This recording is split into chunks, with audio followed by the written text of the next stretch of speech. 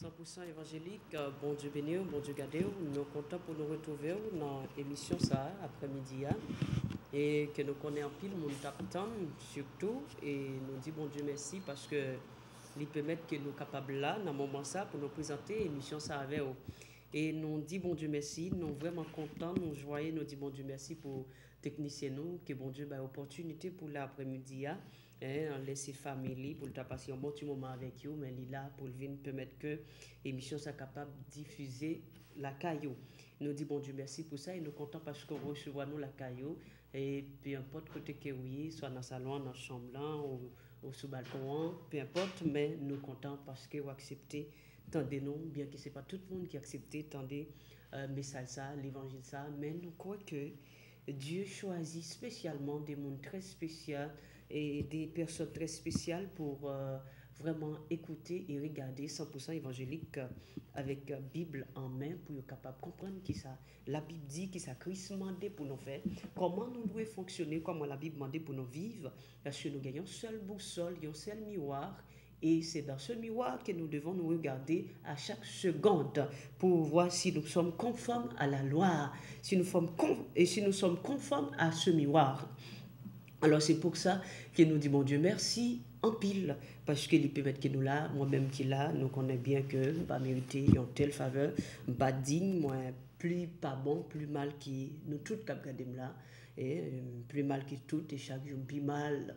Les pour nous ta propre devant Dieu nous plus mal, alors pas digne du tout, mais Dieu fait une faveur ça pour moi capable là, pour me présenter l'évangile ça, Jean qui l'écrit dans la Bible là, avec puissance, cet esprit-là, pour capable comprendre parce que sans puissance cet esprit là il est impossible pour nous comprendre l'écriture ça et m'a fait comprendre que quel qu'elle en soit trait de lettres que ouais qui écrit dans parole ça eh bien ce ne sont pas des lettres et comme celles d'un roman mais ce sont des lettres que Dieu lui-même a transmis à travers de ses serviteurs pour qu'ils puissent parler de la part de Dieu, de la parole de la vérité. Et c'est cette parole de la vérité qui nous pousse, qui nous donne la nécessité d'avoir le Saint-Esprit, d'avoir la révélation de la parole. Parce qu'il y a des choses à travers la Bible, si nous n'avons pas de révélation, nous n'avons pas qu'à comprendre. Et c'est un bagage qui est tout à fait normal. On va juste lire, après ça, on prend courir. Parce qu'il est trop pour. On va juste lire, on dit, bon, ça, c'est franchement, on est obligé de courir. Pourquoi? Parce que ça qui écrit tellement grand, tellement énorme, comme l'apôtre Paul dit, aux profondeurs de la sagesse. Aux profondeurs de la sagesse, de la science des dieux. Oh, que ces voix sont incompréhensibles. Que ces voix sont insondables. Parce qu'il y a des bagailles que Dieu a fait, des bagailles que Dieu dit, qui sans connaissance, sans intelligence qu'il bat. Là, c'est l'apôtre Paul, dans Éphésiens 1, il dit, je ne cesse de rendre grâce à Dieu pour vous, en faisant mention de vous dans mes prières, en faisant mention pour vous à Dieu dans mes prières, Éphésiens chapitre 1, le verset 16-17. Je ne cesse de rendre grâce pour vous, faisant mention de vous dans mes prières, afin que le Dieu de notre Seigneur Jésus-Christ, le Père de gloire, vous donne un esprit de sagesse et de révélation dans sa connaissance. Alors écoutez bien, il y a un esprit de sagesse et un esprit de révélation ou dans sa connaissance. Dans sa connaissance. C'est comme il dit dans Psaume 119, le verset 130, il dit, la révélation de tes paroles est claire et elle donne de l'intelligence aux simples. Et il dit, quand il n'y a pas, un proverbe, quand il n'y a pas de révélation, le peuple est sans frein. Heureux s'il observe la loi. Heureux s'il observe la loi. Pas de révélation, pas de loi, pas de connaissance de la parole de Dieu. Eh bien, au bon peuple qui a par contre côté parler. Ou, en conclusion, on revient à Matthieu 14-15, qui dit, les célestes, ce sont des aveugles qui conduisent des aveugles. Si un aveugle conduit un aveugle, là, tous deux tomberont dans une fosse. Alors, nous bénissons bon Dieu pour parole ça, et lui permettre que nous capables vraiment en position ça, indigne que nous soyons, pour pouvoir partager cette parole de vérité. Et nous souhaitons que bon Dieu a béni, a gardé, ou a permettre que nous passions un moment béni ensemble. Nous comptons être là pour nous présenter une émission ça, nous tous qui avons regardé, tout le monde qui a regardé, des personnages, des jeunes, des enfants, des adultes, des vieillards, nous comptons aux jeunes, nous comptons que bon Dieu garde, que bon Dieu bénisse, et Rasta, parce que dernièrement, on compte au Rasta, et il dit que il faut que moi arrêter de parler du nom de Jésus, c'est de la CIA pour me parler, c'est des noms de la CIA. Alors question me pose, je me demande est-ce que la CIA a été morte, il était ressuscité. Parce que c'est le monde qui était mort et ressuscité, c'est des lieux bon l'autre pour nous parler. Par contre, si la CIA a été morte et ressuscité, mais comme c'est Jésus qui me connecte mort et ressuscité, c'est celle qui fait. Alors c'est pourquoi je continue à parler de Jésus-Christ et que son Jésus a frappé dans les oreilles chaque monde tout le temps. Parce que non, Jésus-Christ, comme si nous sont sorte des piquants qu'il est, les piqués monsieur, il a du mal à attendre, il n'a pas qu'à résister, il est obligé de courir, pas qu'à arrêter pour tendre Jésus. Et pourtant, ce sont des gens, la plupart d'entre eux, ce sont des gens qui aiment le Seigneur, les gens qui disent qu'ils servent le Seigneur. Mais pourtant, le nom de Jésus-Christ, c'est comme, je dirais, c'est comme une douleur. C'est quand on l'entend, ça frappe mal dans la plupart des oreilles. Alors, la raison pour laquelle nous avons reçu ce mandat de publier, de diffuser, de répandre, de faire connaître ce nom. Comme dit apôtre Pierre et Jean dans Acte 4, le verset 18-19, nous ne pouvons ne pas dire ce que nous avons vu et entendu. Et nous ne pouvons ne pas enseigner le nom qui est au-dessus de tout nom. Et voilà, c'est ce que nous faisons. Et c'est ce que nous ferons toujours, de parler de Jésus-Christ. Parce que parler de Jésus-Christ, c'est l'essentiel. Parler de Jésus-Christ, c'est ça le message. Parler de Jésus-Christ, c'est faire connaître l'évangile du salut. C'est quoi l'évangile du salut? 1 Corinthiens 15, le verset 1er jusqu'à verset 4, qu'est-ce qu'il dit? Nous allons regarder ça pour montrer le début de ce nom, le début de ce message, sur qui le message est basé. Est-ce que ce message est basé sur Allah, sur la CIA ou je ne sais quoi? Est-ce qu'il est basé sur William Smith, Mahomet ou tant d'autres encore? Mais le message, selon la parole de la vérité, les Saintes Écritures, est basé sur un seul homme, un seul Dieu, un seul Seigneur, un seul Maître, un seul Libérateur, un seul qui est le premier et le dernier, un seul qui est l'époux, un seul qui est le rocher, un seul qui est le chemin, la vérité, la vie, un seul qui est la porte, un seul qui est le pain de vie, un seul qui est l'étoile brillante du matin, un seul qui est le rejeton de David, un seul qui est le lion de la tribu de Juda, un seul qui est le Tout-Puissant, le Père éternel. Ce message est basé sur lui, le Dieu véritable, la vie éternelle. C'est sur lui que ce message est basé. 1 Corinthiens 15, le verset 1er jusqu'à verset 5, il dit, « Je vous rappelle, frères, l'évangile que je vous ai annoncé, que vous avez reçu, dans lequel vous avez persévéré et par lequel vous êtes sauvés, si vous le retenez tel que je vous l'ai annoncé, autrement, vous auriez cru en vain. » C'est quoi ce message? De quoi parle ce message? Le verset 3. « Je vous ai enseigné avant tout, comme je l'avais reçu, que Christ est mort pour nos péchés, pour mes péchés, pour vos péchés, pour les péchés du monde. » Qui est mort? Christ. Ce n'est pas Mahomet. Hein? Ce n'est pas Joseph Smith, William Branham. Ce n'est pas lui. Marion Branham, non, ce n'est pas lui.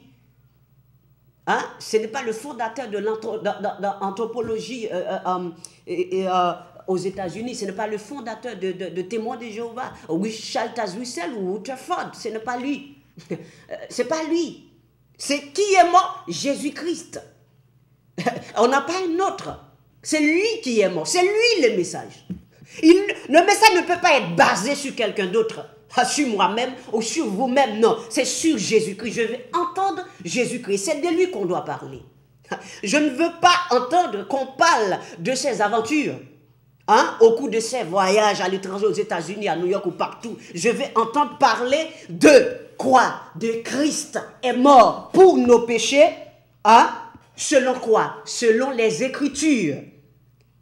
Et qu'il a été enseveli comme nous. Nous devons être ensevelis par le baptême de la régénération.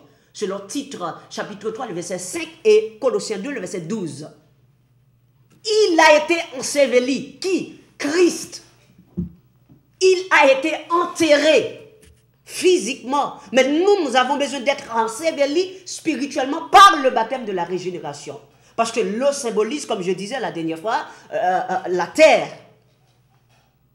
Et que quand vous vous êtes relevé, c'est que vous êtes ressuscité, Colossiens 2,12, en lui et avec lui, par la foi, en la puissance de Dieu qu'il a ressuscité des morts. Alors ici, comme je vous avais dit la dernière fois, le message,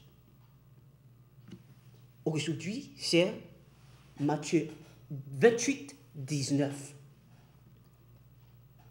Alors, je vais revenir sur Matthieu 28, 19 parce que c'est là le centre de notre message. Mais ici, là, dans le verset 4, 1 Corinthiens 15, il a été enseveli, le message que nous devons prêcher, c'est Jésus-Christ est mort pour nos péchés, qu'il a été enseveli et qu'il est ressuscité le troisième jour, selon les Écritures.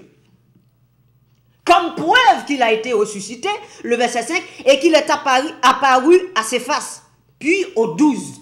Ensuite, il est apparu à plus de 500 frères à la fois, dont la plupart sont encore vivants, et dont quelques-uns sont morts. Ensuite, il est apparu à Jacques, puis à tous les apôtres. Après eux tous, il m'est aussi apparu à moi comme à l'avorton. Avorton, ça veut dire que celui qui a failli ne pas naître, celui qui a failli ne pas recevoir la révélation de la parole. Parce que vous pouvez comprendre ça quand il dit à l'avorton. Si jamais Étienne avait demandé à Dieu d'imputer le péché de sa mort aux gens, qui les avaient, qui l'ont lapidé, eh bien, Paul ne serait pas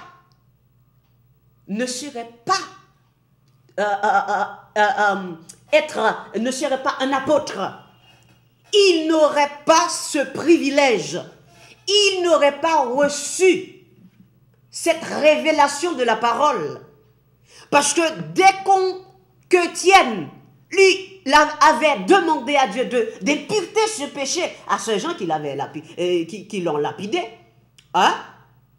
automatiquement, apôtre Paul, devant qui on avait posé le vêtement d'Étienne, il n'aurait pas pu avoir ce privilège, cette révélation de la parole. Alors voilà pourquoi quand il dit, comme à l'avorton, il a failli ne pas trouver cette révélation.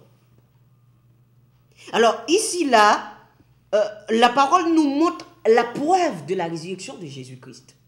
Comme la loi de Moïse a dit, 2 ou 3 témoins. On doit recevoir l'accusation sur la déposition de 2 ou 3 témoins.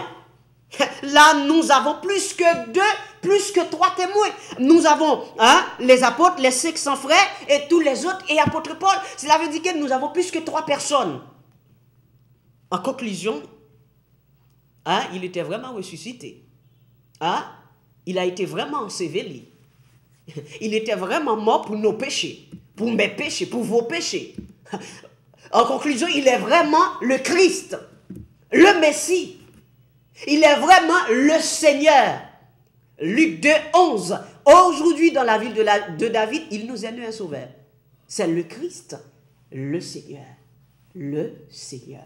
Alors nous allons en Matthieu 28 et avant de débuter le Matthieu 28, le chapitre Matthieu 28, 19, le verset 19, nous allons invoquer le nom de Jésus-Christ et pour que nous puissions vraiment continuer ce message de la parole de Dieu. Pour continuer, nous avons besoin de prier, invoquer non, pour le capable présent, pour capable aider nous à comprendre le mystère ça. Et pas oublier nous t'annoncer son gros mystère, nous allons laisser découvrir peut-être ça pour prendre Bible et examiner avec nous attentivement pour nous capables d'arriver à comprendre la parole selon l'Esprit de Dieu, selon les Écritures. Nous avons évoqué nos Seigneur là ensemble dans le nom de Jésus-Christ. Seigneur, nous bénissons, nous nous merci, nous remercions, nous adorons. Oh oui, Seigneur, nous remercions, nous remercions. On fait pile bagaille pour nous capables de remercier. Ou prouver qu'il est grand pour nous remercier. Ou prouver qu'il est digne de notre amour. Ou prouver qu'il est digne de notre louange, de nos louanges.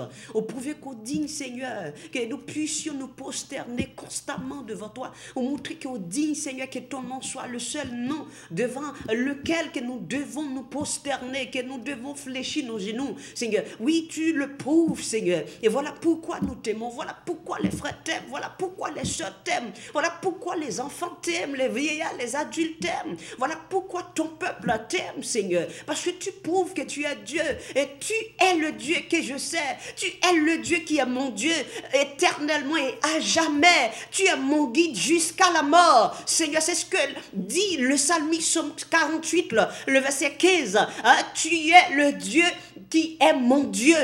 Le Dieu qui est mon Dieu à jamais, éternellement à jamais. Tu es mon guide, tu seras mon guide jusqu'à la mort. Et Seigneur, l'Église le dit, Seigneur, que tu seras, Seigneur, son guide jusqu'à la mort. Voilà pourquoi la parole de la vérité nous transforme. Voilà pourquoi, Seigneur, nous avons reçu cette parole qui nous transforme, cette parole qui nous aide à comprendre, qui nous ouvre les yeux, Seigneur, par l'onction que tu as mis en nous, Seigneur. Et cette onction qui nous enseigne, qui nous ouvre les yeux, qui nous aide à comprendre, qui nous ouvre le cœur et qui permet aux gens d'être touchés là où ils sont, peu importe leur position, qui permet aux gens, Seigneur, d'accepter, de croire et de confesser ton nom, peu importe là où ils sont, Seigneur, et de faire ta volonté. Seigneur, nous t'aimons, nous t'adorons, nous t'élevons, Seigneur, nous t'exaltons, que tu sois élevé, que tu sois exalté, magnifié, salmodié, parce que tu es digne, parce que tu es Dieu,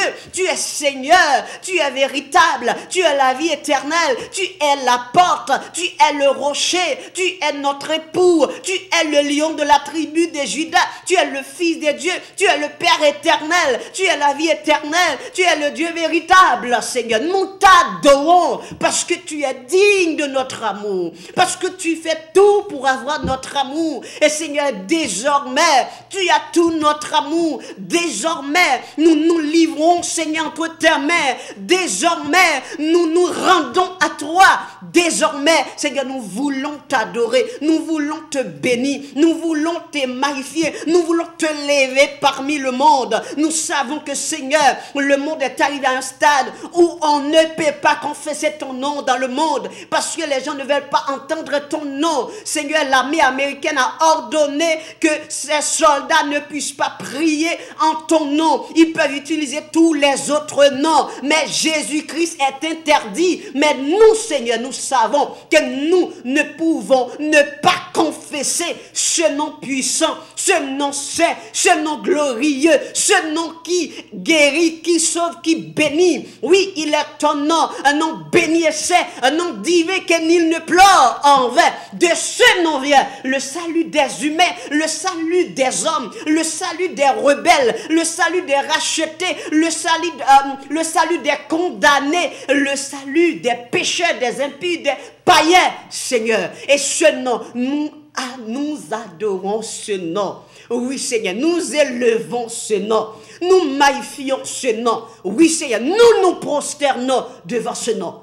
Parce qu'il est puissant, parce qu'il est saint, parce qu'il est éternel, parce qu'il est au-dessus de tout nom. Et que tout genou doit fléchir devant ce nom. Moi, je l'adore. L'Église l'adore. Seigneur, nous t'adorons. Bénis ce moment. Comble-nous de ta grâce. Comble-nous de ta compréhension. Aide à ton peuple de comprendre ta parole. Aide à ton peuple de décortiquer, d'examiner bien, Seigneur, ta parole, afin que nous puissions comprendre cette parole par l'esprit de consolation, l'onction, et que Seigneur, désormais, nous puissions reconnaître et que les téléspectateurs puissent reconnaître vraiment qui tu es, au nom de Jésus-Christ. Amen. Et amen. Et soyez bénis à nouveau. Et encore, bienvenue dans 100% évangélique. Bienvenue dans 100% évangélique. Et nous demandons avec un pile attention pour capable vraiment et ouvrir Bible pour nous capable examiner la parole. Mais avant tout, avant que nous commencions dans le verset 19, chapitre 28, Matthieu, nous t'arrêtons garder Jean 8, le verset 24. Oh, merci Seigneur. Regardez, j'ouvre ma Bible exactement dans Jean 8, 24.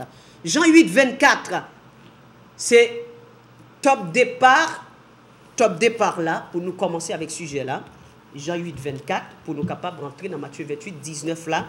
Et puis pour nous laisser le Seigneur guider nous, pour nous voir comment, qui ça le Seigneur dit, et quelle est vraiment la révélation de Matthieu 28, 19. Quel est le message? Qu'est-ce qui se trouve? Qu'est-ce qui se trouve dans ce paquet emballé? Qu'est-ce qui se trouve? Qu'est-ce que nous prouvons de baler dans ce paquet et que nous puissions vraiment déguster dans ce paquet? Alors, Jean 8, 24, il est écrit, notre Seigneur Tout-Puissant qui parle. Et il leur dit, vous êtes d'en bas, le verset 23, Jean 8, 23. Et il leur dit, vous êtes d'en bas, moi je suis d'en haut. Vous êtes de ce monde, moi je ne suis pas de ce monde.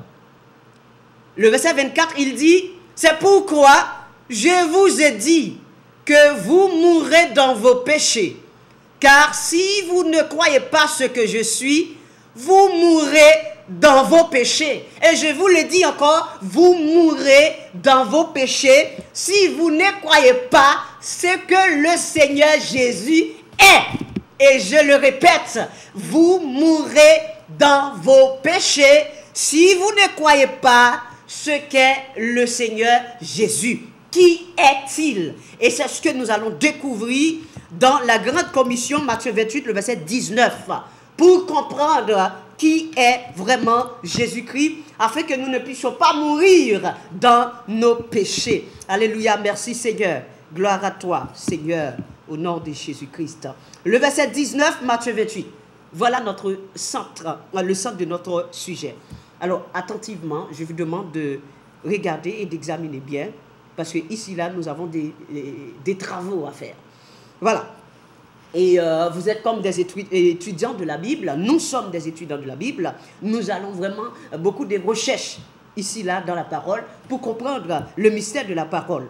Et ces travaux que nous allons faire, nous allons les faire ensemble. Après, vous aurez la possibilité de nous appeler et pour poser des questions, des critiques, des désaccords. Pas de problème, le téléphone est ouvert, mais seulement pas maintenant. Vous ne pouvez pas appeler maintenant, il faut me laisser un peu de temps pour vous expliquer ce que j'apporte pour vous cet après-midi. Le verset 19, Matthieu 28. Alors, le verset 18, 19, 20. Nous avons 3 versets.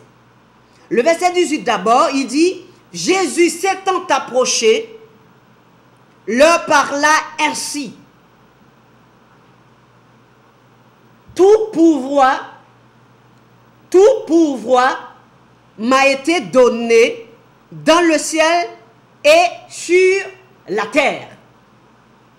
Tout pouvoir m'a été donné dans le ciel et sur la terre.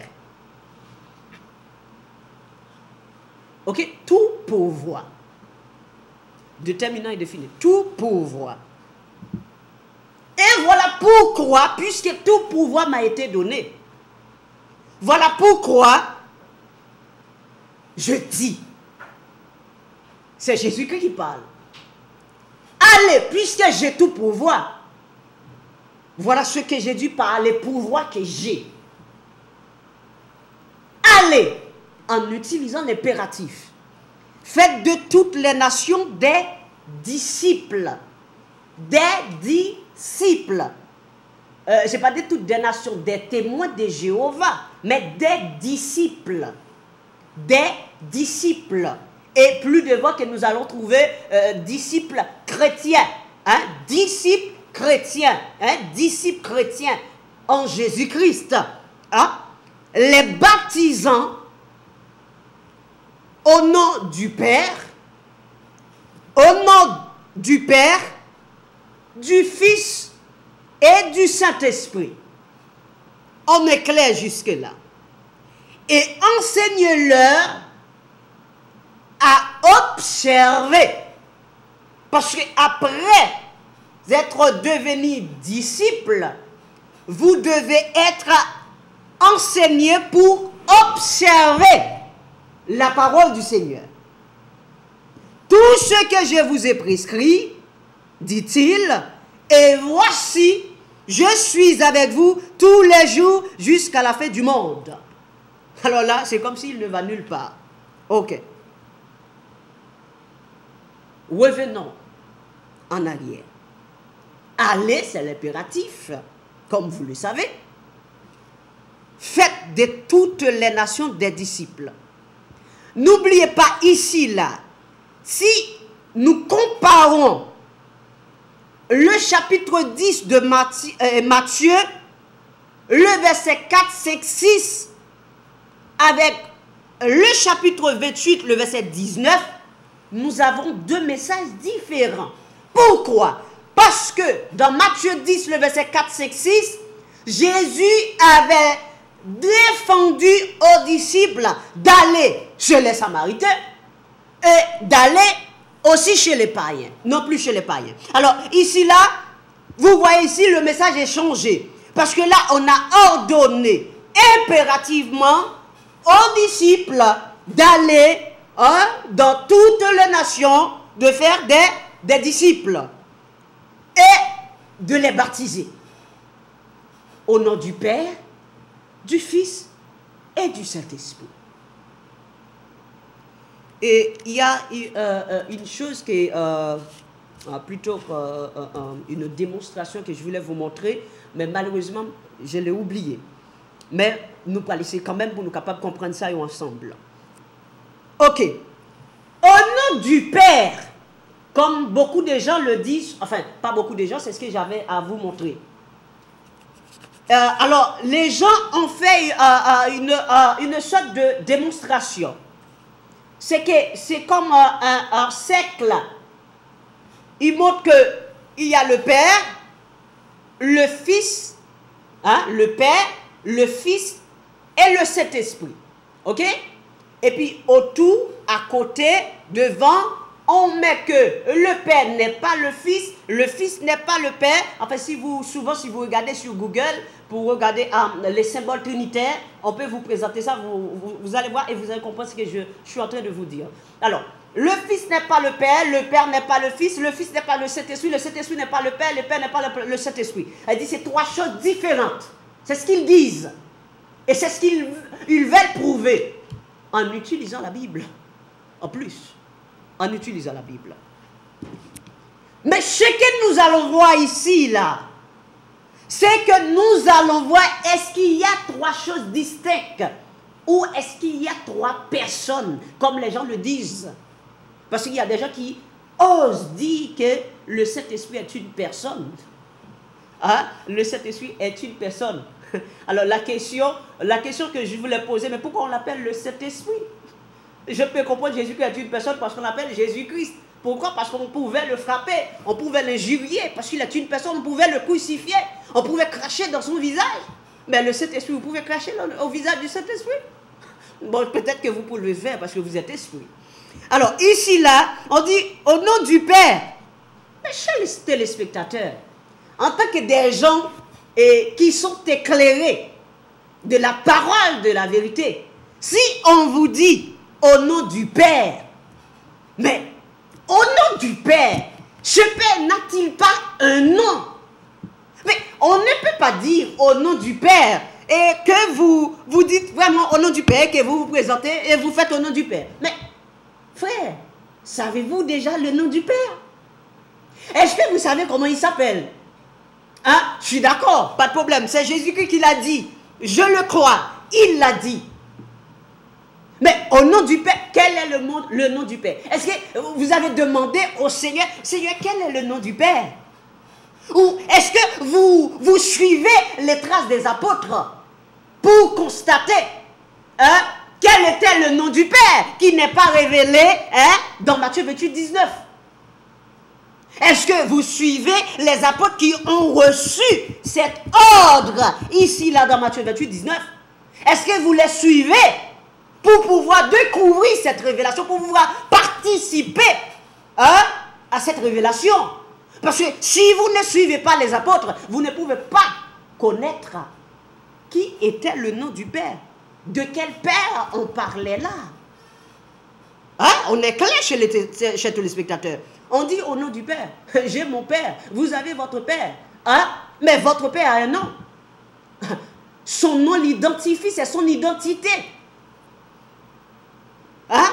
Ce Père-là doit avoir un nom. Quel est son nom? Jéhovah. Si c'est Jéhovah, alors là, il y a un problème. C'est quel nom, le nom du Père? Nous allons voir. Est-ce que l'Église, qui est le nom du Père de l'Église? Le Père des chrétiens, des croyants. Comment s'appelle? Celui qui est le Père. Alors, nous n'allons pas prendre le Fils et le Saint-Esprit tout de suite. Nous allons partir avec le Père maintenant. Alors, nous allons approcher plus devant pour arriver à la découverte, pour être révélé de cette révélation de la parole. Alors, surtout, n'oubliez pas, le centre, c'est Matthieu 28, 19. Le centre, c'est Matthieu 28, 19. Et là, nous allons voir,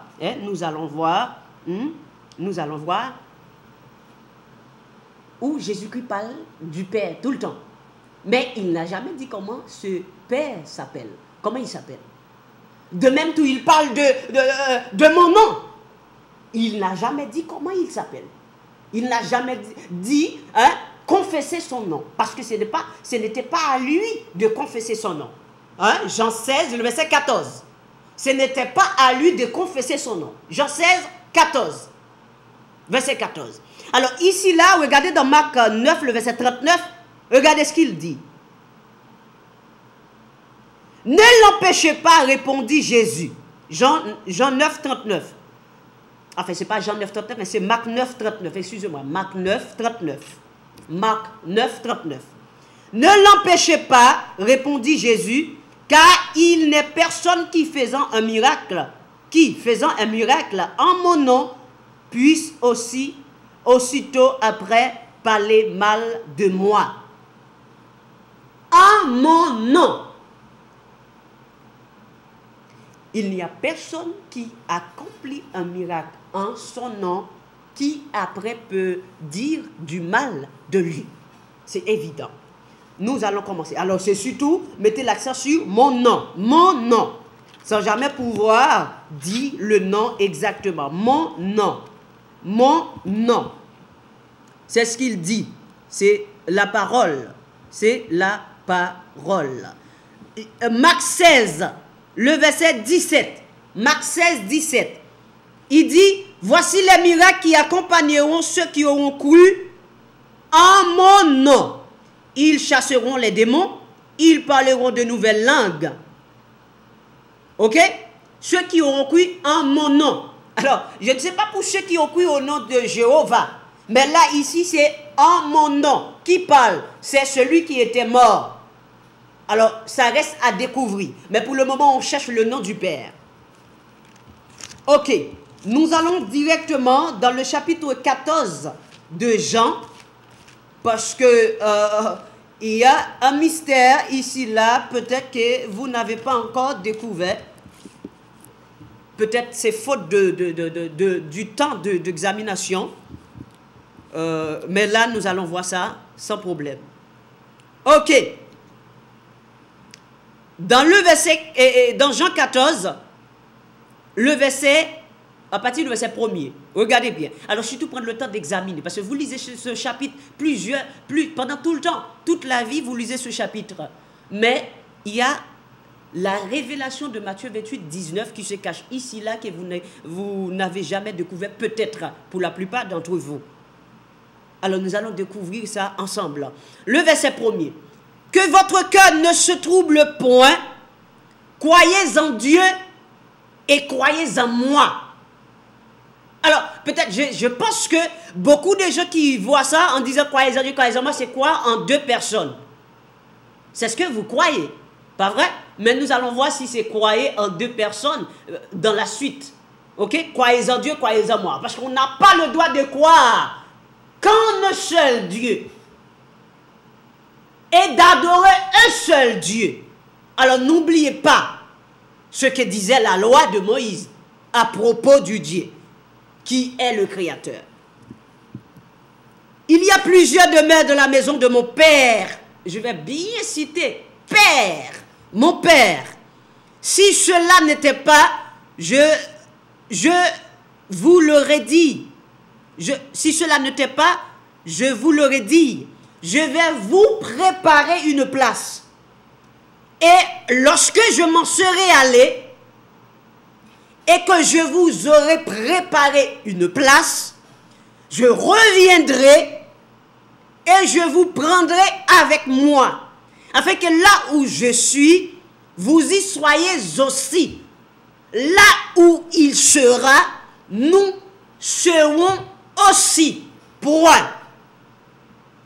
Le verset 4. Vous savez où je vais et vous en savez le chemin. Moi, écoutez bien, Jésus-Christ a dit aux disciples, vous savez le chemin. Les disciples ne savent pas le chemin. Hein? Les disciples ne savent pas le chemin. Et ce que je dis là, Thomas va le prouver, qu'il ne savait pas le chemin, bien que le Seigneur dit que vous savez le chemin. C'est vrai, Jésus dit, monsieur, nous connaissons le chemin. Mais monsieur, pas connaît le chemin. Mais Thomas va le montrer qu'il n'est pas contre le chemin en vrai. Mais en réalité, il connaît le chemin. Vous allez découvrir comment ils connaissent le chemin. Thomas lui dit, Seigneur, nous ne savons où tu vas. Comment pouvons-nous en savoir le chemin? Jésus lui dit, je suis le chemin, Quand on dit quand on dit un chemin, on parle d'un chemin parmi les chemins. Mais quand on dit le chemin, chers téléspectateurs, on ne parle pas d'un chemin parmi les chemins. C'est le principal. C'est tout comme dans Apocalypse 4. On parle d'un trône. Hein? Je vis un trône. Sur ce trône, quelqu'un était assis. Et on n'a pas dit quelques-uns étaient assis. On dit quelqu'un était assis. C'est-à-dire sur le trône, il n'y en a pas deux personnes. Deux personnes assises sur le trône. Non, pas du tout. Mais c'est plutôt quelqu'un. Une personne. Seulement qui est assis sur le trône. Alors ici, là, on dit le chemin. Le seul chemin. La vérité. La vie. La vie. Nul ne vient au Père que par moi. N'oubliez pas, nous sommes en train de chercher, de découvrir le nom du Père. Que par moi. Alors, les disciples ne connaissent-ils pas vraiment le chemin? Ils connaissaient le chemin. Mais ils ne savaient pas connaître le chemin. Vous allez comprendre ça. Alors, regardez bien. Jésus-Christ dit, vous savez le chemin. Les apôtres, les disciples, spécialement Thomas dit, Seigneur, je ne connais pas le chemin. Comment, nous ne savons pas où tu vas, comment pouvons-nous connaître le chemin? Et Jésus-Christ a dit, je suis le chemin, Thomas. Si je suis le chemin et que je suis en vous, automatiquement vous connaissez le chemin, Thomas. Mais c'est moi le chemin, vous avez moi. Alors c'est le chemin que vous avez. Hein? Je suis la vérité, vous avez moi, c'est la vérité que vous avez en vous. Je suis la vie, Thomas. Si vous m'acceptez, si vous croyez en moi, vous avez la vie. Comment pouvez-vous dire que vous ne savez pas le chemin?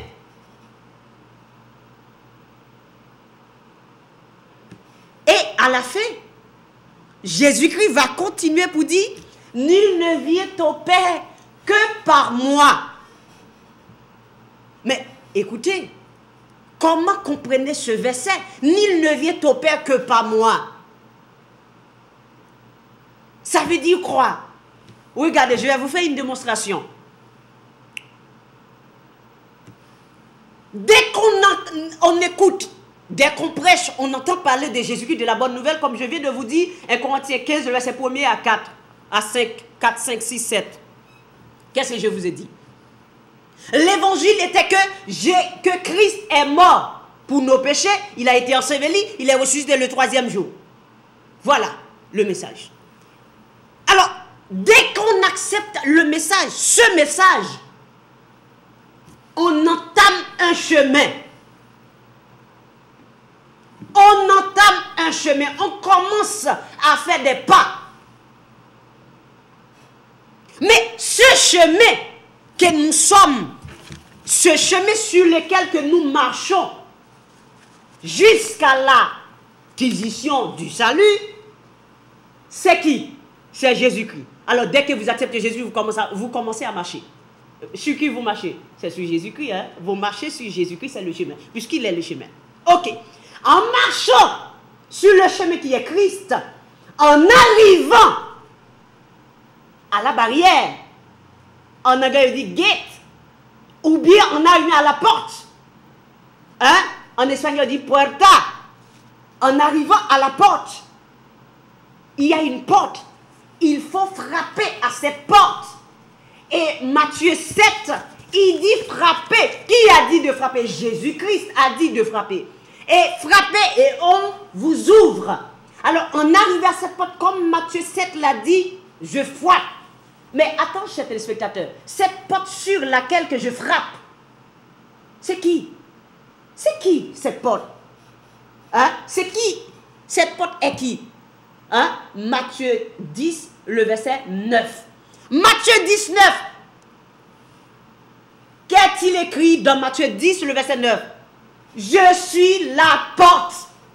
Alors, là, c'est une révélation que nous avons découverte. Je commence à marcher sur le chemin qui est Christ. En arrivant à la porte, je frappe. C'est qui je frappe là? Je ne frappe pas Jéhovah. Hein? Je ne frappe pas Yahweh ou quelqu'un d'autre. Hein? Je frappe que à la porte qui est qui?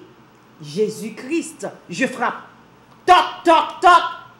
Alors, si je frappe à la porte et que la porte est Jésus, qui va m'ouvrir cette porte? Alors là, la curiosité est de savoir qui va ouvrir cette porte pour moi. Parce que déjà, j'ai fini de marcher. Et maintenant, je suis arrivé au sommet, au but. Puisque je suis arrivé au but, alors là, je frappe. Il me faut rentrer maintenant, je suis arrivé. Mais je frappe. On m'a dit, hein, Matthieu 10, le verset 9, que cette porte est Jésus. Je suis la porte. Hein? Je suis la porte. Si quelqu'un entre par moi, il sera sauvé. Il entrera, il sortira et il trouvera des pâturages. Parce qu'il frappe à la bonne porte. Alors, on va faire une petite révision.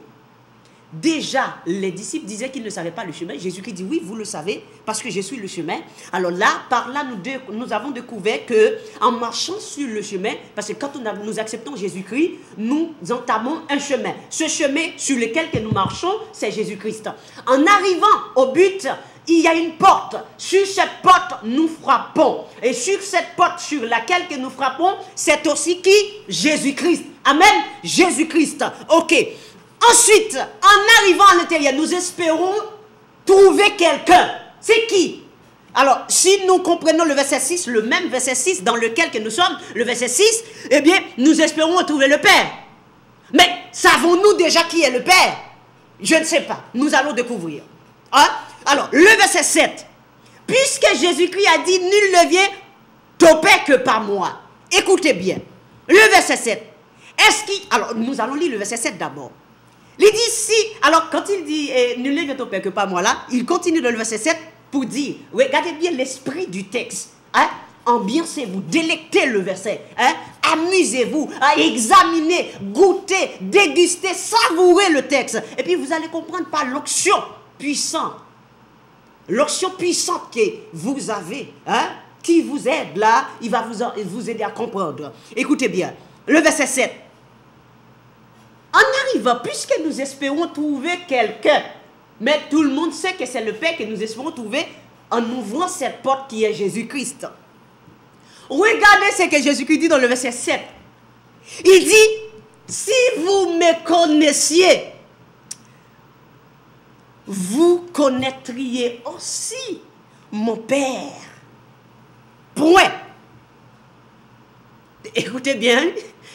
Écoutez, parce que vous n'allez pas frapper à une porte et qu'on va vous ouvrir cette porte et que la personne qui est à l'intérieur, la personne qui est à l'intérieur, ce ne sera pas une personne que vous ne connaissez pas.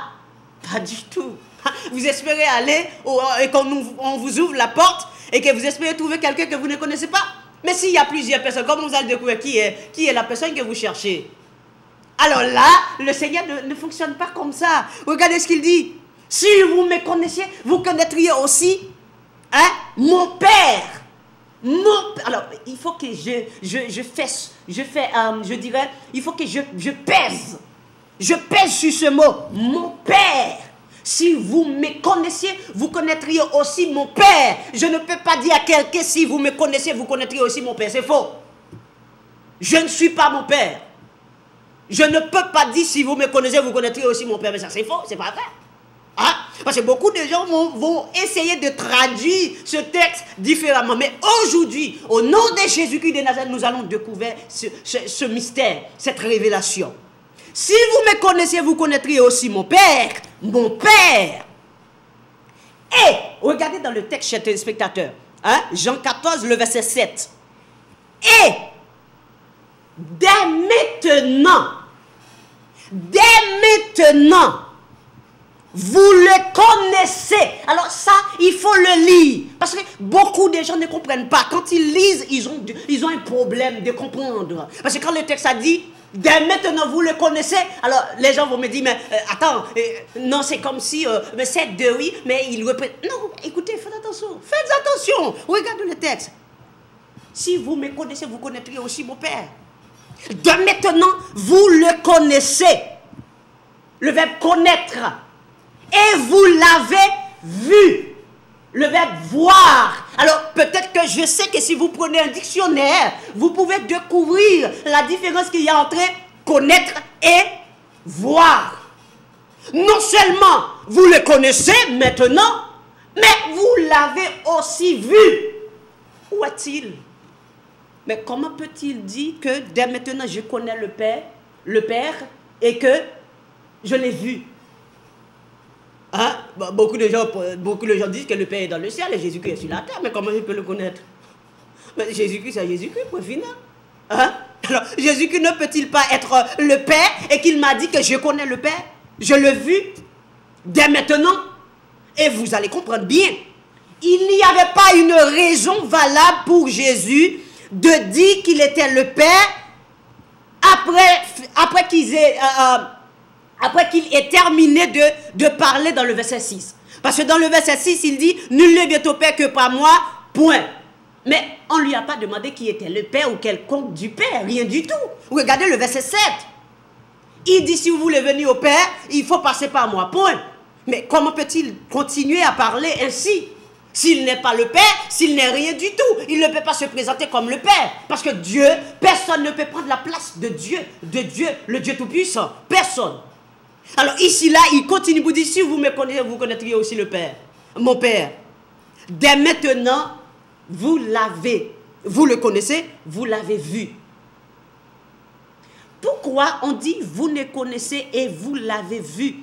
Vous le connaissez au présent, vous l'avez vu au passé composé. Vous savez que ça fait beaucoup de temps que les disciples sont avec Jésus, ils l'ont vu. Mais ne sachant pas qui il était, ils l'ont vu. Mais ils ne savaient pas qui il était. Et là, Jésus-Christ emploie le présent en disant, vous le connaissez, maintenant vous me connaissez, vous m'avez vu. en tant que celui que le Père avait envoyé. Maintenant, vous me connaissez en tant que le Père. En tant que le Père. Je ne sais pas si vous le traduisez ça d'une autre manière, ça c'est vous, hein. Mais moi je dis ce qui est écrit. Hein? Maintenant, vous m'avez vu, vous me connaissez. Hein? Ou te ouem vraiment. Hein? Ou pas compte qui est-ce qui m'était. Maintenant, compte qui est-ce qui m'est. Parce que je suis le Père. Alors, regardez bien, hein? Regardez bien, je vais retourner, une petite révision. Ok? Dès que j'accepte Jésus-Christ, il y a un chemin. J'entame, je commence un chemin. Nous entamons un chemin. Hein? Ce chemin sur lequel que nous marchons, c'est Jésus-Christ. En arrivant au but, il y a une porte. Cette porte, selon Matthieu 10, le verset 9, il dit que Jésus-Christ dit, je suis la porte. C'est lui la porte. On frappe. À qui? À Jésus. Parce qu'il est le premier en toutes choses. Il est la porte, il est le chemin, il est la vie, il est l'époux, il est le rocher, il est l'étoile brillante du matin, il est l'époux, il est le commencement, il est la fin, il est le premier, il est le dernier, il est l'alpha, il est l'oméga, il est le fils de Dieu, il est le véritable, il est l'amen, il est tout. Si vous voulez comprendre, il est tout. Voilà pourquoi je l'aime. Voilà pourquoi je suis content de parler de lui. Voilà pourquoi je me donne à lui et je veux me donner encore à lui. Parce qu'il est tout. Je peux me tourner à gauche, c'est lui. Je peux me tourner devant, c'est lui. Je peux me tourner à gauche, à droite, c'est lui. Devant, derrière, c'est lui. En haut, en bas, c'est lui. Il contourne la vie humaine. C'est lui. Jésus-Christ de Nazareth. Si vous me connaissez, vous connaîtriez aussi mon Père. Mais écoutez bien, dès maintenant, vous le connaissez. Vous l'avez vu. Vous comprenez français, chers téléspectateurs. N'écoutez pas des gens qui traduisent des textes n'importe comment. Hein? N'importe comment. Dès maintenant, vous le connaissez, vous l'avez vu. Alors, le verset 8. Le verset 8, toujours, comme il disait en précédent, à Thomas, vous connaissez le chemin. Thomas avait dit, non, nous ne savons pas le chemin. Il dit, vous connaissez le Père. Thomas dit, moi, je ne connais pas le Père. Philippe poussa pas Thomas, excusez-moi. Philippe poussa pas, dit, je ne connais pas le Père. Thomas parlait, maintenant c'est le tour de Philippe de dire, moi, je ne connais pas le Père. Et il va prouver tout cela. Écoutez bien, il faut comprendre. Déjà, Thomas dit, je ne connaissais pas le chemin. Jésus-Christ lui a dit, je suis le chemin. Tu m'as, moi, Philippe, Thomas, c'est que tu as le chemin, tu connais le chemin. Philippe, en disant qu'il était le Père, Philippe dit, montrez-nous le Père, parce que c'est impossible, puisqu'il dit, le Père lui a envoyé, hein, selon le mystère de la parole de Dieu, le mystère qui peut vous éclater la cervelle. Hein.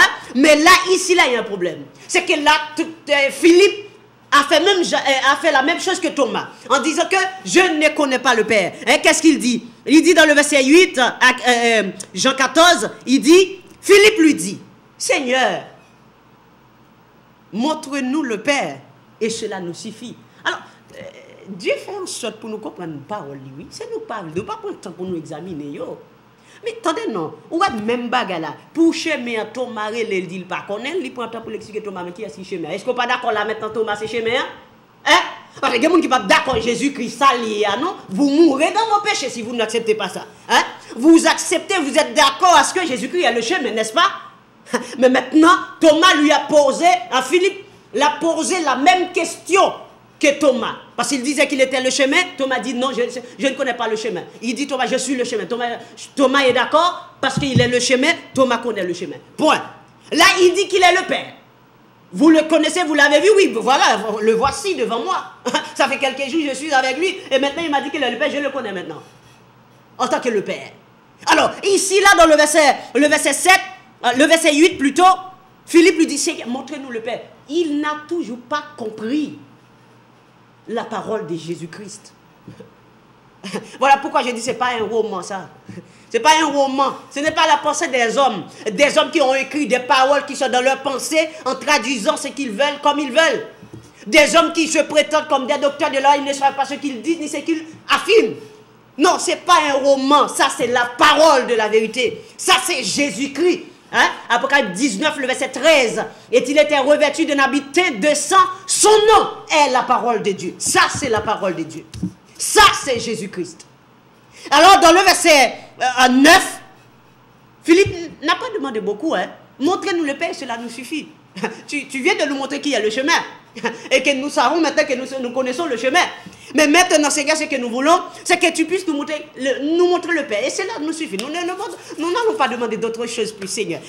Comme dit Abraham, j'ose parler au Seigneur. Seigneur, j'ose parler à toi. J'ose parler à toi. Et s'il y a 15 personnes, hein, détruis la ville. Hein, et s'il y a 10 personnes, là ici, Philippe dit, Seigneur, cela nous suffit. Si tu nous montres le Père, cela nous suffit. Alors, chers téléspectateurs, regardez ce que Jésus-Christ va répondre. Si le Père est dans le ciel, nous allons découvrir maintenant. Pendant que Jésus-Christ était sur terre et que le Père était dans le ciel. Il y avait 2 personnes vraiment. Hein? Nous allons voir. Le verset 9. Jésus lui dit, comme il disait dans le verset 6 à Thomas, il y a si longtemps que je suis avec vous et tu ne m'as pas connu, Philippe. Oh, mais Philippe, hein? Tu ne m'as pas connu, Philippe. Voilà pourquoi il disait, si vous me connaissez, vous connaîtriez aussi mon Père. Dès maintenant, vous le connaissez, vous l'avez vu. Et là, avez vu au passé composé, montrer que depuis le temps que les apôtres étaient avec Jésus-Christ, ils l'ont vu.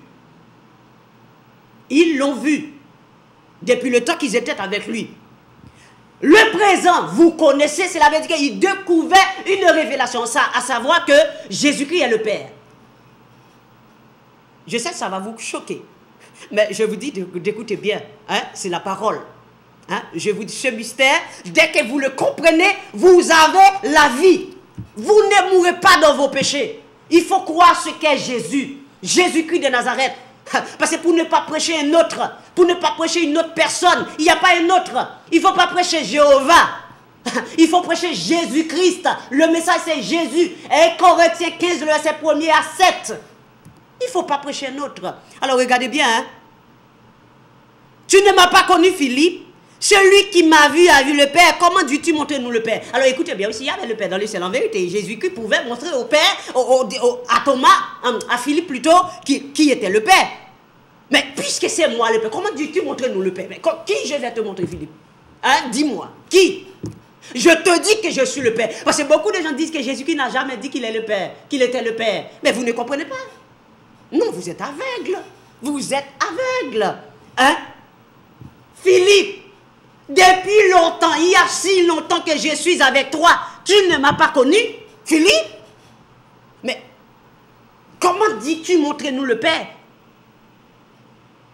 Mais c'est vrai, mais qui? Tu veux que Jésus avec beaucoup de gens parce que quand ils vont devant le trône, hein, quand ils sont enlevés, ils vont retrouver le Père, le Fils. Par contre, qui bon, le Saint-Esprit va le camper, hein, il va être des personnes avec des trônes. Mais Apocalypse 4 est clair. Il y a un trône et quelqu'un est assis dessus. Il n'y a pas dit quelques-uns. Quelqu'un est assis. 24 trônes autour de ce trône principal, sur laquelle quelqu'un est assis. Et ces 24 trônes, 24 vieillards qui se sont assis en adorant celui qui est assis sur le trône, Jésus-Christ de Nazareth. Si vous ne voulez pas accepter l'agneau, si vous ne voulez pas croire le Dieu puissant, le commencement et la fin, si vous ne voulez pas croire le réchaud de David, si vous ne voulez pas croire, je peux vous dire le premier et le dernier, ou bien le tout-puissant, le Seigneur Dieu. Si vous voulez un autre thème, je vous donnerai un autre thème. Quelqu'un est assis. Alors là, Thomas, tu exagères. Parce que tu me dis de te montrer le Père, puisque je t'ai déjà dit que je suis le Père. Qui tu veux que je te montre d'autres? Qui d'autre tu veux que je te montre? Puisque je suis le Père. Hein? Puisque je suis le Père. Hein? Il y a si longtemps, Philippe. Mais attention avec les témoins de Jéhovah. Hein? Ils vont traduire ça en miette mosso. Pour montrer que, non, allez, là, tu vois, est-ce que c'est pas fort, est-ce que pas pensé ou là, par contre, comme on a expliqué ça. Par contre, qui tradition, qui interprétation, on va le bail, texte ça. Qui ça, on va le dire, qui interprétation, qui on va le bail. Elle dit, Philippe, on va montrer l'autre monde. Comment on va montrer l'autre monde? Vous voulez pour montrer l'autre monde? Hein? Comment dis-tu montrer-nous le Père? Celui qui m'a vu a vu le Père. Comment dis-tu montrer-nous le Père? Ok, on va continuer. Le verset 10. Ne crois-tu pas que je suis dans le Père et que le Père est en moi? Quand il dit il est dans le Père et que le Père est en lui, ne veut pas dire qu'ils sont deux. Il est le Père. Je suis dans le Père, Le Père est en moi, il ne peut pas avoir deux personnes dans une personne. Non, c'est une personne, un point, c'est tout. Il est dans le Père est en lui, il est le Père, il est le Fils. Vous n'êtes pas d'accord? Ah oui, vous n'êtes pas. Je suis d'accord, vous n'êtes pas d'accord. Ok, d'accord. Vous n'êtes pas d'accord. Bien qu'il est écrit, vous allez découvrir ça, ne vous inquiétez pas. Je suis là pour ça, pour vous éclairer, pour vous aider à comprendre ça. Hein? Alors, puisqu'il dit, comment dit-il, montre-nous le Père, puisque je suis le Père. Le verset 9. Alors, le verset 10, il dit, ne crois-tu pas, je suis dans le Père et le Père est en moi. Les paroles que je vous dis, je ne les dis pas de moi-même, mais de moi-même, et le Père qui demeure en moi, c'est lui qui fait les œuvres. Puisqu'il est le Père, il a pris un corps. C'est ce corps que Marie a donné naissance à ce corps. Et que le Père est dans ce corps, qui est Jésus-Christ de Nazareth. Hein? Alléluia. Jésus-Christ de Nazareth. Il vit dans ce corps. Hein? Alors là, voilà pourquoi c'est lui, celui qui fait les œuvres. Alors, dans le verset 11, il dit, croyez-moi, je suis dans le Père et le Père est en moi, croyez du moins à cause de ses œuvres. Je le prouve que le Père est en moi, je suis le Père et moi, nous sommes un. Il n'y a pas deux, il n'y a pas trois. Il n'y a pas un Dieu en haut, un Dieu en bas. Alors, ici, dans le verset 12, il dit, en vérité, je vous le dis, celui qui croit en moi fera aussi les œuvres que je fais, et il en fera de plus grandes, parce que je m'en vais au Père. Comment comprenez-vous quand il dit, je m'en vais au Père? Croyez-vous, quand il dit, je m'en vais au Père, ça dit, il va retrouver son Père qui est assis et qu'il va se tenir à côté de son Père? C'est comme ça, vous le comprenez? Si c'est comme ça, c'est pas normal. C'est la fausse compréhension, ça. Quand il dit, je m'en vais au Père, n'oubliez pas. Alors, ça, pour vous expliquer ça, il me faut un texte. Et vous n'allez pas comprendre ça. Mais attendez. Ok. Dans Jean 14, nous avons prouvé que Jésus-Christ est clair. Bon. On va regarder dans Jean 8. Regardez dans Jean 8 avec moi. Jean 8, le verset 54 à 59. 54-59. Jean 8, 54-59. Regardez bien, hein? Jean 8, 54-59. Jésus répondit, si je me glorifie moi-même, ma gloire n'est rien. C'est mon Père qui me glorifie, lui que vous dites être votre Dieu, et que vous ne connaissez pas. Pour moi, je le connais, et si je disais que je ne le connaissais pas, je serais semblable à vous, un menteur. Mais je le connais et je garde sa parole. Abraham, votre père, a tressailli de joie de ce qu'il verrait. Regardez bien le verset 56, s'il vous plaît, regardez bien. Abraham, votre père, a tressailli de joie de ce qu'il verrait mon jour. Il l'a vu et il s'est réjoui. Les Juifs lui disent, tu n'as pas encore 50 ans et tu as vu Abraham. Jésus leur dit, en vérité, je vous le dis, avant qu'Abraham fût, je suis. Alors, pas oublier, dans la Bible témoin de Jéhovah, on a besoin de j'étais. On pas besoin de je suis, non. Là, on j'étais. Pourquoi? Parce qu'on dit Jésus-Christ, c'est pas Jéhovah. Enfin, c'est pas Dieu Tout-Puissant qui est lié. Alors, Jéhovah, c'est une, Jésus-Christ, sont l'autre. Et ça, quand on dit, je traduis par j'étais. Dans l'anglais, on a besoin de I am. Dans l'anglais, témoin de Jéhovah, on dit I have been. Ça veut dire que yo traduit pour écarter. Parce que yo connaît ça, je suis, le dit. Exode 14, je crois, verset 3. Puisque yo connaît bien, elle tape pas la Moïse, elle te dit, je suis celui qui suis. Témoin, je vais remplacer par Jéhovah. Remplacer par Jéhovah. Ok. Alors là, écoutez bien, dans le verset 56, Abraham, votre père, a tressailli de joie de ce qu'il verrait mon jour, il l'a vu et il s'est réjoui. C'est que ça veut dire quoi? Ça veut dire quoi? Abraham a vos places. Hein? Il serait joyeux, réjoui d'être à vos places, de me voir, moi-même, le Créateur. Mais il m'a vu, hein? Il s'est réjoui. Il m'a vu. Voilà pourquoi, quand Jésus-Christ a dit Abraham l'a vu, hein, les Juifs lui disent, mais tu n'as pas encore 50 ans, tu as vu Abraham. Hein? Et puis, dès maintenant, hein, leur dit, en vérité, avant qu'Abraham fût, je suis. Il va dire avant qu'Abraham fût, j'étais. Il n'a pas dit avant qu'Abraham fût, j'étais. Avant qu'Abraham fût, je suis. Il a dit, je suis. Vous comprenez ce que veut dire? Qu'est-ce que veut dire je suis? Vous comprenez? Avant qu'Abraham fût, je suis. Je crois que je n'aurai pas besoin de vous prouver d'autres choses encore. Je suis. Comment vous voulez que je vous traduise ça? Avant qu'Abraham fût, je suis. Qui? Dieu. Qui Dieu? Le Tout-Puissant. Hein?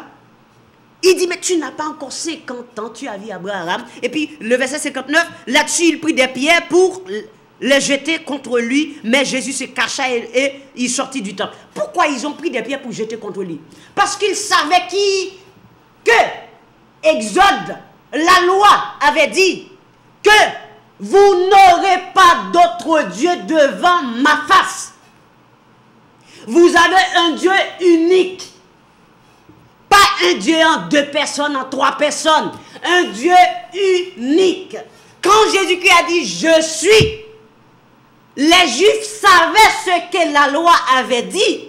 Que je suis était celui qui est, qui était, qui vient, le Tout-Puissant, le Dieu d'Abraham, d'Isaac et de Jacob. C'est lui qui s'appelle « Je suis ».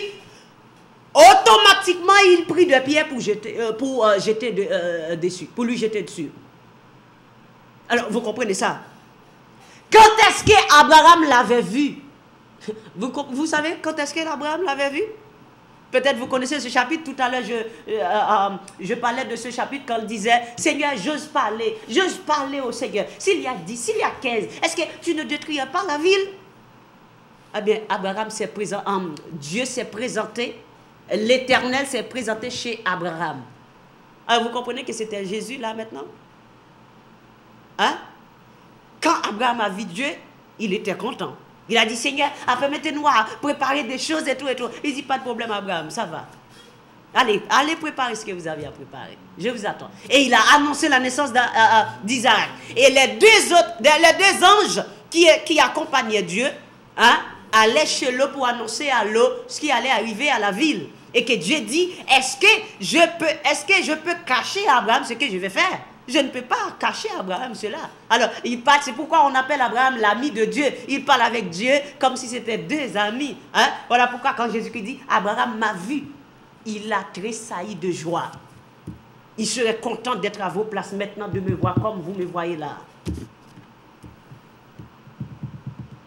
Avant qu'Abraham fût, je suis. Ok, nous allons avancer plus devant. Mais cette fois-ci, nous allons prendre Jean 5. Jean 5, le verset 39 à 47. Jean 5, 39, 47. Notez ces versets, s'il vous plaît. Jean 5, 39 à 47. Ok, Jean 5, le verset 39. Vous sondez les Écritures. Les Écritures au pluriel. Ça dit toute la parole là. Parce que vous pensez avoir en elles la vie éternelle. Ce sont elles qui rendent témoignage de moi. Et vous ne voulez pas venir à moi pour avoir la vie. Je ne tire pas ma gloire des hommes. Mais je sais que vous n'avez point en vous l'amour de Dieu. Je suis venu au nom de mon Père.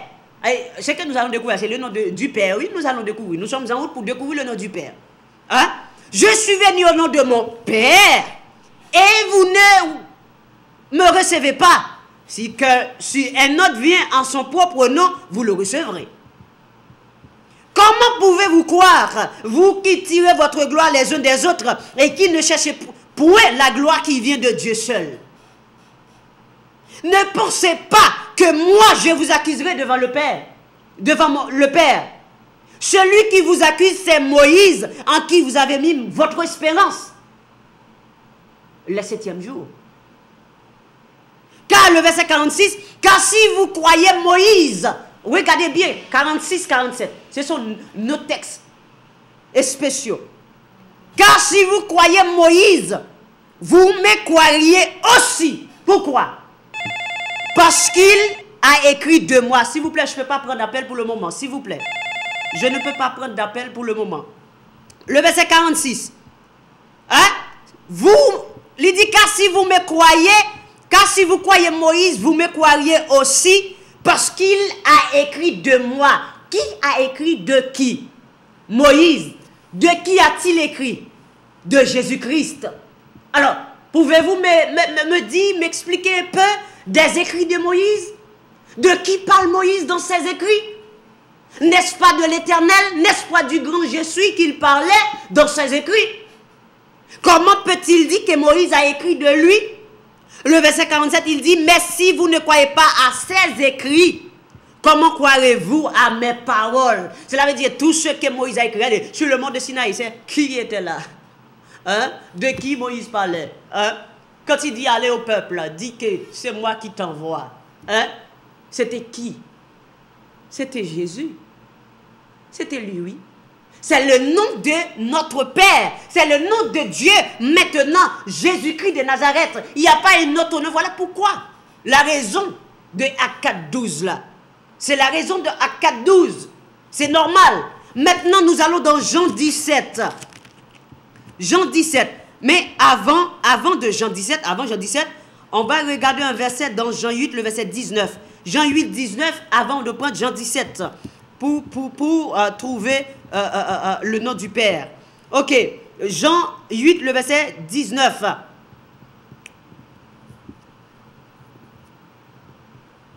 Le verset 18, Jean 8. Je rends témoignage de moi-même et le Père qui m'a envoyé rend témoignage de moi. Il lui dit donc, où est ton Père? Jésus répondit, vous ne connaissez ni moi ni mon Père. Si vous me connaissiez, vous connaîtriez aussi mon Père. Je ne sais pas si vous comprenez ce verset. Montrez-nous, c'est normal, c'est tout à fait une bonne question. Tu parles de ton Père tout le temps, mais montre-moi ton Père. Il dit, mais vous ne connaissez ni moi ni mon Père. Parce que si vous me connaissez, vous connaîtriez aussi mon Père. Mais peut-il ne pas être le Père? Nous allons voir. Nous allons voir. Alors, Jean 17, pour découvrir le grand mystère, dans Jean 17, regardez bien, Jean 17, n'oubliez pas que nous venons de Matthieu 28, 19 pour trouver le nom du Père. Ok? On a publié le nom du Père, c'est normal que c'est tout à fait possible de trouver le nom du Père scripturalement parlant. Alors, le Jean 17, verset 1er, nous allons lire au verset 1er. Alors, regardez bien, lisez bien, regardez chaque virgule, chaque point, s'il vous plaît. On y va. Il dit, après avoir ainsi parlé, Jésus leva les yeux au ciel et dit, alors écoutez bien, oui, et dire, parce que je ne vais pas sauter rien de ce qui est écrit. Père, à qui il parle? Au Père. Ça veut dire que le Père est au ciel, selon nos compréhensions humaines. Pas vrai? C'est qu'il y a un Père dans le ciel, parce qu'il parle comme ça, Père. Alors regardez bien, oui, c'est pour ne pas dire que je saute ou je fais quoi que ce soit. Je vous dis tout, pour vous expliquer le grand mystère. Il dit Père, ça veut dire que moi je parle, par exemple, hein, je parle en discours indirect en disant Père, hein, il parle. Qu'est-ce qu'il dit? L'heure est venue de glorifier ton Fils, Père, Fils, ok? Humainement parlant, c'est Père, Fils, démon. Pas vrai? C'est ce que vous comprenez. Nous allons découvrir ça. Hein? Il dit, glorifie ton Fils afin que ton Fils te glorifie. Selon que tu lui as donné pouvoir sur toute chair, afin qu'il accorde la vie éternelle à tout ce que tu lui as donné. Oh, le verset 3 que les témoins de Jéhovah utilisent souvent pour fermer la bouche aux gens qui disent qu'ils connaissent Jésus-Christ. Pourtant que eux, les témoins de Jéhovah, ne comprennent même pas. Ou écoutez bien, nous allons décortiquer ce verset ensemble. Regardez bien le verset 3.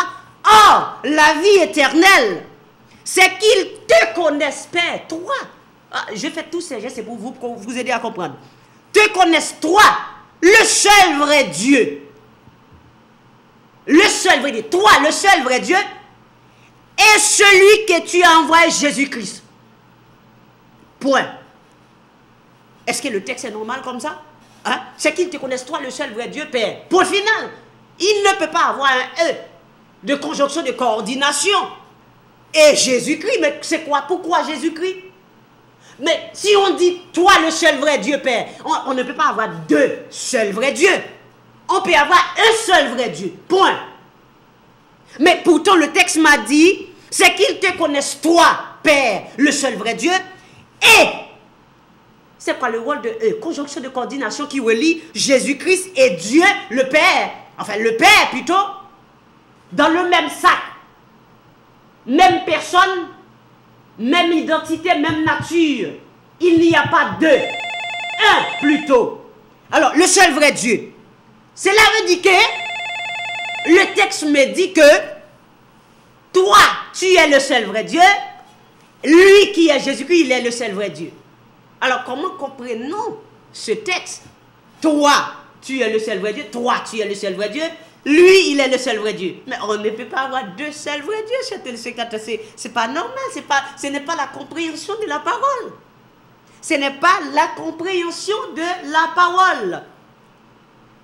Gardez le chapitre Jean 17, le verset 3. Nous allons comprendre le verset 3 dans 1 Jean 5, 20, 21. 1 Jean 5, 20, 21. Regardez bien ça. 1 Jean 5, 20, 21. Regardez ce qu'il dit.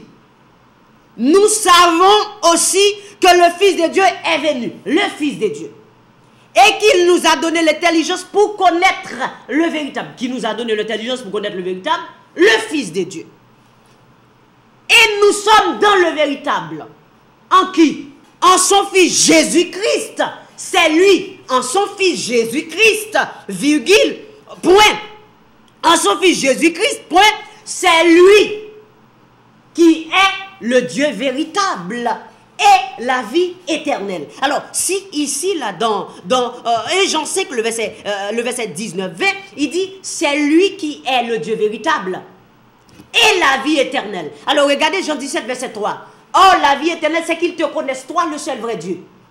Et celui que tu as envoyé, Jésus-Christ. Oh, ici, là, on m'a dit, c'est Jésus-Christ qui est le Dieu véritable et la vie éternelle. Alors, comme je vous ai dit tout à l'heure, on ne peut pas avoir deux seuls vrais dieux. Jésus-Christ en tant que seul vrai Dieu, un autre Dieu qui s'appelle le Père, seul vrai Dieu. Là, vous êtes quoi? Idolâtre. Vous êtes polythéiste. Vous avez Jésus-Christ, vous avez un autre encore. Alors, pourtant, qu'est-ce que dit la parole? Vous n'aurez pas d'autre Dieu. Exode 20, verset 3, 4. Vous n'aurez pas d'autre Dieu devant ma face. Vous n'allez pas oublier ce verset en disant que vous avez Jésus-Christ comme Dieu, vous avez un autre comme Dieu. Vous êtes polythéiste. Vous êtes polythéiste. Alors, ici, le Dieu véritable, c'est qu'ils te connaissent qui? Ce n'est pas de connaître un autre, non. Il n'y a pas un autre. Le Dieu véritable, ici, dans Jean 17, verset 3, le Dieu véritable s'adresse au Dieu véritable. Qu'est-ce qu'il dit? Il dit plus que je ne peux pas jurer par un autre, parce qu'il n'y a pas un autre plus grand que moi. Je le jure par moi-même. Toute langue jurera par moi, tout genou fléchira devant moi. C'est ce que dit la parole. Je ne peux pas jurer par moi-même, par un autre. Mais il ne peut pas prier un autre, cher téléspectateur. Est-ce qu'il y a un autre plus grand que lui? Hein? Il est tout. Comment peut-il jurer d'un autre? Parce que tu ne peux pas me dire, la parole n'a pas dit que Jésus-Christ est le Dieu véritable. Là, ici, dans Jean 17, verset 3. Vous ne pouvez ne pas le dire. Hein? Ne pas le garder pour vous. Vous ne pouvez pas garder ça pour vous. Parce que la parole a dit, toi, tu es le seul vrai Dieu. Lui, Jésus-Christ, il est le seul vrai Dieu. Alors, combien de vrais dieux nous avons? Deux ou trois? Nous avons un seul vrai Dieu. Un seul vrai Dieu. Or, ici, là, la parole a décrit Jésus-Christ en tant que vrai Dieu. Écoutez bien, nous allons regarder quelque chose pour trouver le nom. Nous n'avons pas encore retrouvé le nom. Hein. Écoutez bien, hein. Nous n'avons pas encore retrouvé le nom. Nous sommes en train de chercher, de vous prouver jusqu'à arriver au nom. Ok. Ici, là, pour le vrai Dieu. 1 Corinthiens 8, le verset 6, qu'est-ce qu'il dit? 1 Corinthiens 8, 6. Néanmoins, nous savons qu'il n'y a qu'un seul Dieu. 1 Corinthiens 8, 6. Néanmoins, nous savons qu'il n'y a que seul Dieu, virgule, le Père. Écoutez bien, oui. Néanmoins, alors si vous pouvez comparer le 1 Corinthiens 8, 6 avec Jean 17, verset 3, vous pouvez comprendre. Si vous ne comprenez pas encore. Néanmoins, il n'y a que seul Dieu. 1 Corinthiens 8, le verset 6. Qui? Le seul Dieu. Qui? Un seul Dieu. Qui? Le Père. De qui viennent toutes choses? Pour qui nous sommes, et un seul Seigneur Jésus-Christ, par qui sont toutes choses, par qui nous sommes. Alors, Jésus-Christ n'est-il pas Seigneur? Le Père n'est-il pas Seigneur? Avons-nous deux Seigneurs? Avons-nous deux dieux? À vous de me répondre. Genèse 18, quand Abraham s'est présenté quand Dieu s'est présenté chez Abraham, on l'appelle comment? Seigneur. Peut-il y avoir un autre Seigneur qui n'est pas le Dieu véritable? Et vous l'adorez? Vous êtes idolâtre. Vous êtes idolâtre.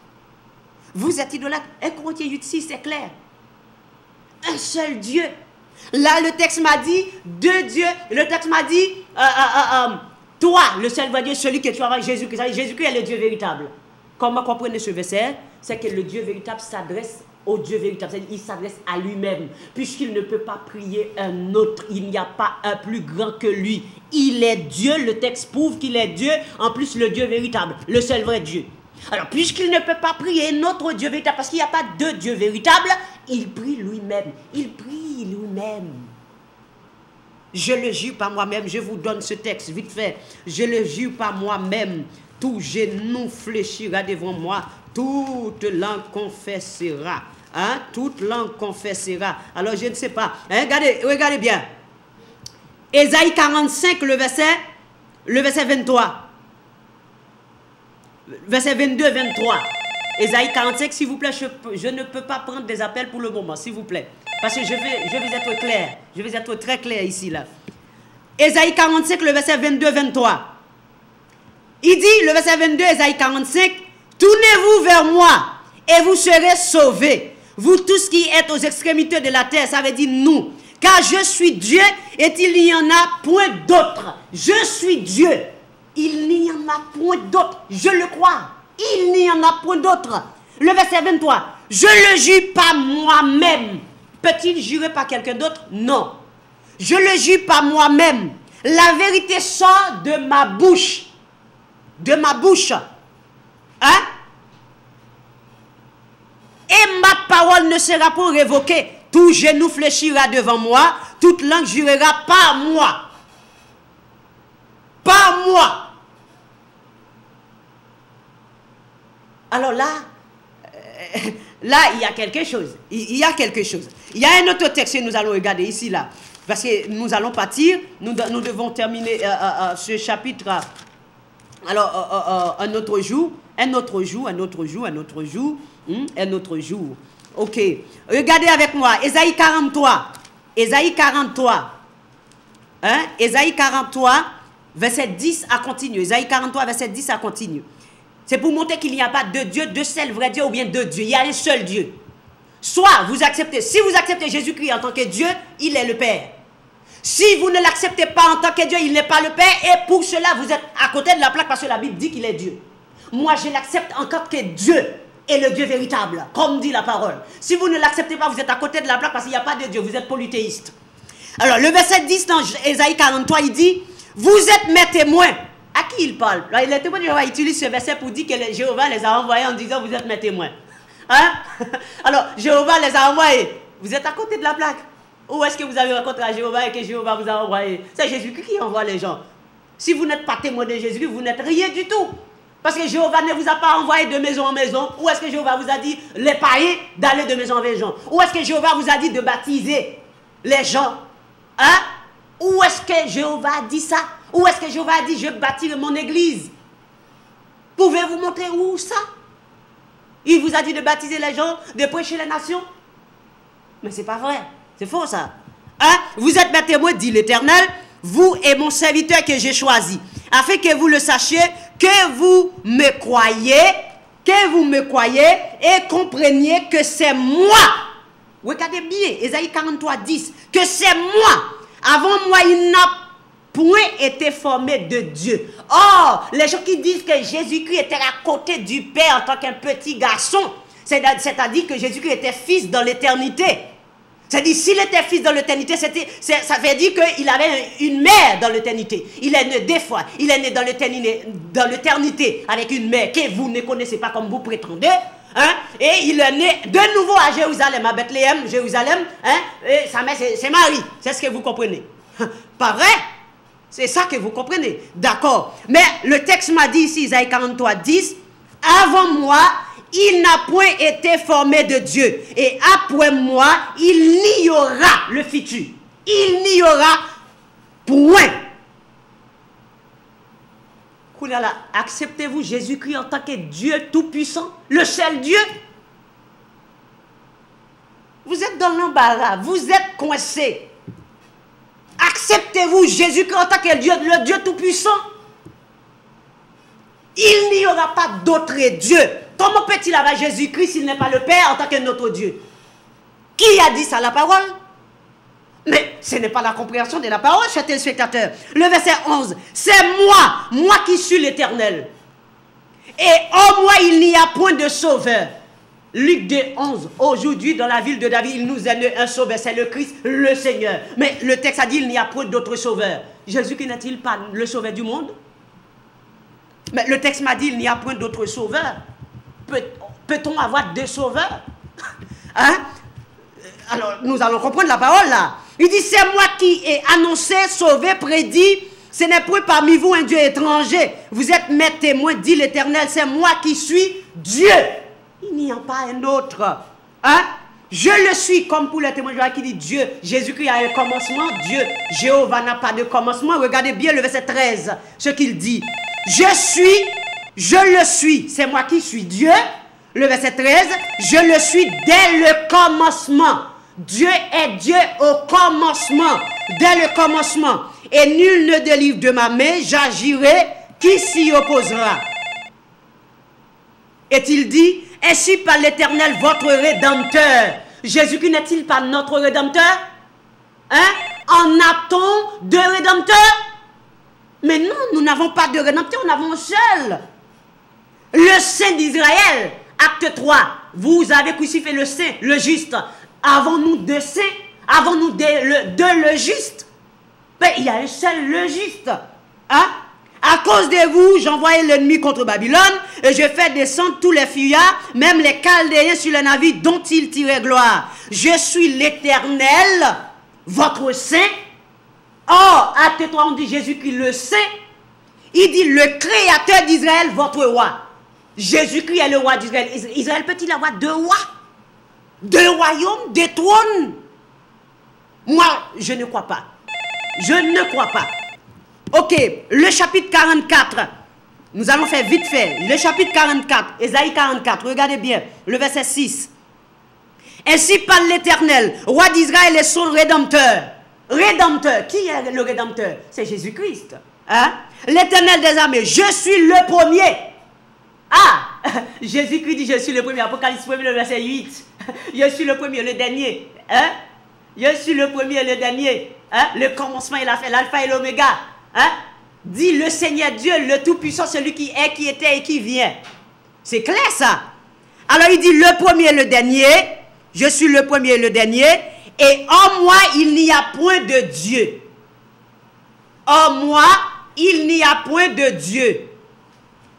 En moi, il n'y a point de Dieu. Et il dit, le verset 8, il dit, en fait, le verset 7 plutôt, qui comme moi fait des prédictions, qui le déclare et me le prouve. Qui le déclare et me le prouve. Jésus-Christ fait des prédictions. Il prouve, Luc 19, il dit, peuple là, puisque vous ne savez pas quand vous avez été visité, eh bien, il viendront, ils détruiront votre maison, vos enfants, vous, et le temple sera détruit. Jésus-Christ a déclaré ça quand il était venu. Et le 70, ça s'est accompli à la lettre. Ce n'est pas lui qui prédit, deux personnes prédit, hein, qui n'est pas Dieu. Quand les gens m'appellent bon maître, Jésus-Christ dit, mais comment peut-il m'appeler bon maître? Il n'y a bon que Dieu seul. Mais Jésus-Christ est Dieu. Et s'il est Dieu, peut-il être un autre Dieu? Non, impossible. Alors ici, nous allons prendre le téléphone tout à l'heure, un petit moment. Il dit, depuis que j'ai fondé le peuple ancien, qu'il annonce l'avenir et qu'il doit arriver, n'ayez pas peur et ne tremblez pas, ne te l'ai-je pas dit dès longtemps annoncé et déclaré, vous êtes mes témoins. Y a-t-il un autre Dieu que moi? Y a-t-il un autre Dieu que moi? Il n'y a pas d'autre rocher. Regardez bien dans le verset 8, Ésaïe 44. Jésus-Christ est le rocher, pas vrai? Mais l'Éternel dit qu'il est le rocher là. Peut-on avoir deux rochers? Hein? Mais il n'y a pas d'autre rocher que moi. Je n'en connais point. Regardez bien. Il n'y a pas d'autre rocher que moi. Je n'en connais point. Ça veut dire que si Jésus-Christ n'est pas le Père ne connaît pas Jésus-Christ. Regardez bien. Regardez bien. C'est la parole. C'est la parole. Si Jésus-Christ n'est pas le Père ne connaît pas Jésus-Christ. Par conséquent, tout l'évangile est banni. Regardez bien. Il n'y a pas d'autre rocher, je n'en connais point. Vous croyez que Jésus-Christ est le rocher? Mais le Père là, hein, celui que vous dites est le Père qui n'est pas Jésus-Christ, il a dit qu'il ne connaît pas d'autre rocher. Alors, pour finir, le verset 24, Ésaïe 42, même 44, le verset 24, pour les gens qui disent que Dieu avait Jésus-Christ à côté de lui pour fonder la terre, pour former la terre. Nous allons voir que Dieu a dit qu'il a formé la terre, il a créé la terre seul, il n'y avait personne d'autre.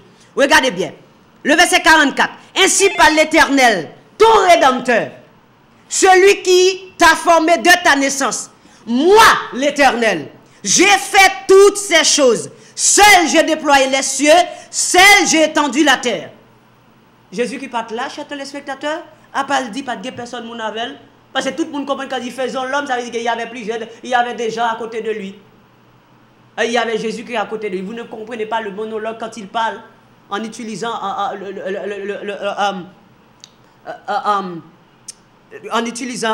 le pluriel. Hein, c'est le monologue. Vous ne comprenez pas ça. Il dit qu'il a créé la terre seul. Il a formé les cieux seul. Seul. S'il y avait quelqu'un là, il allait dire qu'il avait quelqu'un. Il n'avait personne. Il n'y avait pas un conseiller. D'accord? Il n'avait pas un conseiller. Alors, on va faire vite. Je vais vous donner un indice du nom vite. Je laisse à Ésaïe. Il y a beaucoup de choses à voir, mais je fais vite. Jean 17. Retournez dans Jean 17, vite. Pour qu'on en termine. Jean 17, vite.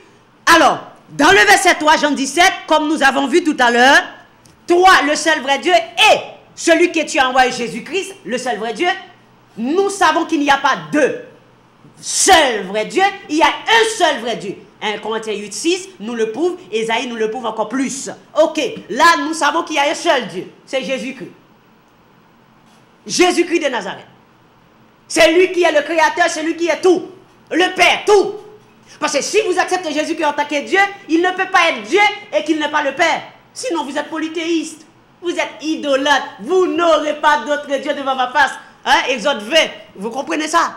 Ok, dans le verset 3, comme nous lisons, le verset 4 maintenant pour arriver au verset 6 pour terminer. Il dit, je te glorifie sur la terre, j'ai achevé l'œuvre que tu m'as donné à faire. Et maintenant toi, Père, glorifie-moi auprès de toi-même, de la gloire que j'avais auprès de toi avant que le monde fût. Verset 6. Maintenant, regardez le verset 6 bien. Nous avons découvrir le nom du Père. J'ai fait connaître 100% évangélique, bon Dieu béni. Bon Dieu béni, mon frère. Bon Dieu béni, frère, moi, comment y est? Vous-même. Avec Jésus, nous très bien, nous bénis. Ouais. Quand il verset au livre pour moi, s'il te plaît. Oui, qui verset t'as même lui pour frère, moi? On regarde Genèse 1er verset. On a commencé dans verset 26. Qui verset encore, pardon? Genèse 1er, verset 25. Verset 25, 26. Faisons l'homme, comme je viens de le dire tout à l'heure. Ok. Bon, de toute façon, ça qui n'aime pas de vouloir nos paroles là. Maintenant, je vais terminer d'abord. C'est ça qui n'aime pas de vouloir répondre. Alors, verset 25. Dieu fit les animaux de la terre selon leur espèce, le bétail selon leur espèce, et tous les reptiles de la terre selon leur espèce. Dieu vit que cela était bon. Puis, verset 25. Genèse 1er, 25, n'est-ce pas? Allô? Oui, Genèse 1er, verset 25. Mais c'est ça, m'entendez, frère.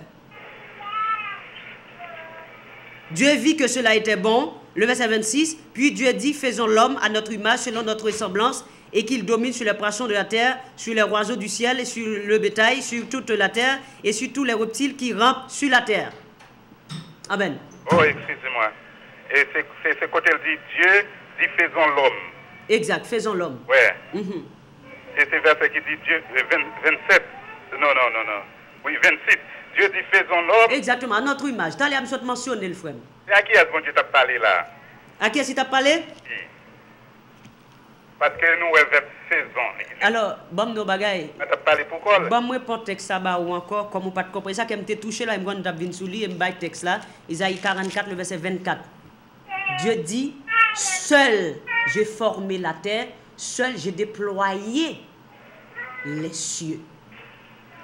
Comment? Frère, si vous pouvez comprendre bien le verset 26, Dieu utilise ce qu'on appelle monologue, le monologue. Par exemple, ça, vous pouvez comprendre facilement, vous regardez des pièces de théâtre, les gens parlent personnellement, surtout les humoristes. Bon. C'est ce qu'on appelle homologue là. Ça veut dire que Dieu, pas de Jésus-Christ à côté. C'est ça que vous faire. Vous comprenez ça qui me touché d'abord, oui. Les gens viennent dans Isaïe 44, verset 24. Dieu dit, il formait la terre, pas de personne. Bon, ok, on arrête là. Alors que Dieu dit pour nous pas mentir. Certainement. C'est vrai? Mais est-ce que bon Dieu c'est un menteur qui est lié lui-même? Ah, Dieu pas un menteur. Mais les gens qui ne comprennent pas, qui ne pas observer seulement de ces menteurs. On regarde Apocalypse. Apocalypse 5, le verset 1er. Apocalypse 5, verset 1er. Oui. Ok, d'accord. Je vis dans la main droite de celui qui était assis sur le trône un livre écrit en dedans et en dehors. Ok. Clé de 7 sceaux. Et je vis un ange puissant qui criait d'une voix forte, qui est digne d'ouvrir le livre et d'en rompre les sceaux. Exact. Et personne dans les cieux, ni sur la terre, ni sous la terre, ne peut ouvrir le livre ni le regarder. Exact. Je ferai beaucoup et de ce que personne ne puisse trouver digne d'ouvrir le livre ni le regarder. Nous pourrons aller plus vite, nous avons sauté et puis... On va sauter, Jean, on veut faire, on a libre accès. Vas-y. Le verset 7, il vint et il prit le livre. Alors, bon, et je vis au milieu du trône. Bon, lis-toi doucement. Vivant. Ok, et je vis au milieu du trône et des 4 êtres vivants, et au milieu des vieillards, un agneau. Au milieu du trône, au milieu du trône, un agneau qui était assis là comme immolé, même pas immolé, comme immolé. Il avait 7 cornes et 7 yeux. Qui? L'agneau. Qui sont les 7 esprits de Dieu envoyés par toute la terre? Il vint Alors, et il prit le livre. Il prit le livre de la main droite de celui qui est assis sur le trône. Qu'est-ce qu'il fait? Il ouvrit le livre. Qu'est-ce qui est assis sur ton nom? Alors qu'on est là, voilà, c'est ce qu'on va découvrir ensemble, frère. Qu'est-ce qui est assis sur ton nom? Alors, où se trouve l'agneau d'abord? Ou dis-moi qui est-ce qui est assis sur ton nom? C'est l'agneau qui est assis sur ton nom. Moi, pour nous, moi, je côté, qu'on a côté agneau à terre. Ok, nous ne va pas rester en pile. Non, Depuis notre pas de problème. Pour nous, gens qui gagnent un Nouveau Testament. Non, frère, écoutez. Vous posez mon question d'abord. Qui est-ce qui est assis sur ton nom? M'dou agneau. D'accord? C'est l'agneau. C'est Jésus-Christ qui est assis sur le trône. Qu'on a ou même de dîme. Non, mais qui est Jésus-Christ? Elle prend le livre là. Et puis qui mandait. Alors, c'est lui qui est assis sur ton nom. C'est lui-même qui ouvre le livre là encore.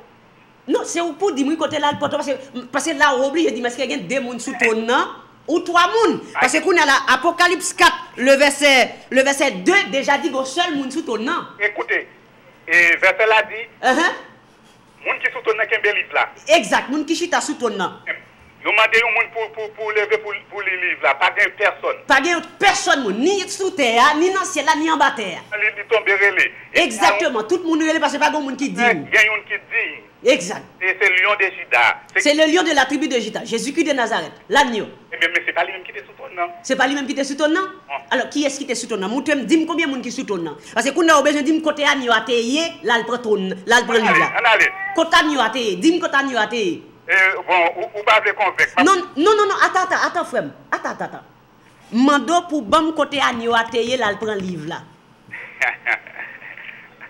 allez, nous pas faire logique. Frère, c'est pas logique. Non, me pose une question, répondre, lis texte pour répondre moi. Nous fait la Bible parler, nous pas. Non, si on fait la Bible parler, obligé de lire pour répondre. Question bon, là, pas réponse au moment pour répondre moi. On lis texte là pour bon continuer à te. Dans Proverbe 8 verset 22. Non, frère, nous dans Apocalypse là, texte ou bon nous la donne. Dis-moi continuer à te là le livre là. Côté le sorti. On a les Proverbe 8 verset 22. Non, pas bouger. M'appeler pour Non, pas attendre d'auto. Proverbe 8 verset. Non, serviteur, si vous pas arrêter là, texte ou bon pour dire me continuer à sortir, c'est bon nous fini. Dieu m'a créé le premier de ses Frère, écoutez bien. Les anciens. Frère, écoutez bien ça m'a dit là. Ouais. Ouais texte bon dans Apocalypse verset Apocalypse 5 là, ou lit le verset 6 pour dire me continuer à te là il prend livre là dans même monde qui chita sous trône et juste ça me besoin d'amour, c'est tout. Chers téléspectateurs, Bibouna Mon, ouvrez Bibouna Apocalypse 5. Faut nous apprendre à soumettre pour nous reconnaître par des dieux, arrêter d'être polythéistes. Un seul Dieu. Qui bon agneau ateye, li lever là le prend côté agneau ateye frère. Li texte ça pour dire côté agneau ateye. Jésus-Christ dit le père du mensonge c'est Satan le diable. Alors lui-même qui dit ça et puis lui-même n'a pas menti encore. Frère, si vous pas comprendre la parole, chita plutôt pour monde qui comprend apprend nous. Qui tout le monde qui comprend ni après regarder texte là non au lieu pour répondre pour lire pour dire me côté c'était sous ton agneau ateye pas répondre ni. Parce que c'est difficile pour expliquer ça vrai. Mon frère. Comment on comprendre agneau sous ton nom pour aller sous ton nom pour la lever, il déjà sous ton nom oui. La lever pour la prendre livre là sinon même monde qui est sous ton nom. Oh, Apocalypse 4 là le verset 2 a déjà dit que seul monde sous ton nom. Alors, comment on comprend ça? On va ça pour est-ce qu'on va écouter mon petit moment? T'allais à me faire chita ma couteau contre moi. Mais ça dit mieux pas valable frère. Ou pas même qu'à répondre à Samdou là. M'a montré que Jésus-Christ c'est pas lui qui perd là vraiment. Ah mais si Jésus-Christ c'est pas le Père. Attends là. Ou dit Jésus-Christ n'est pas le Père. Attends, c'est ça dit Jésus-Christ n'est pas le Père. Allez, Proverbe 8 verset 22. Non, attends. Ou dit Jésus-Christ n'est pas le Père.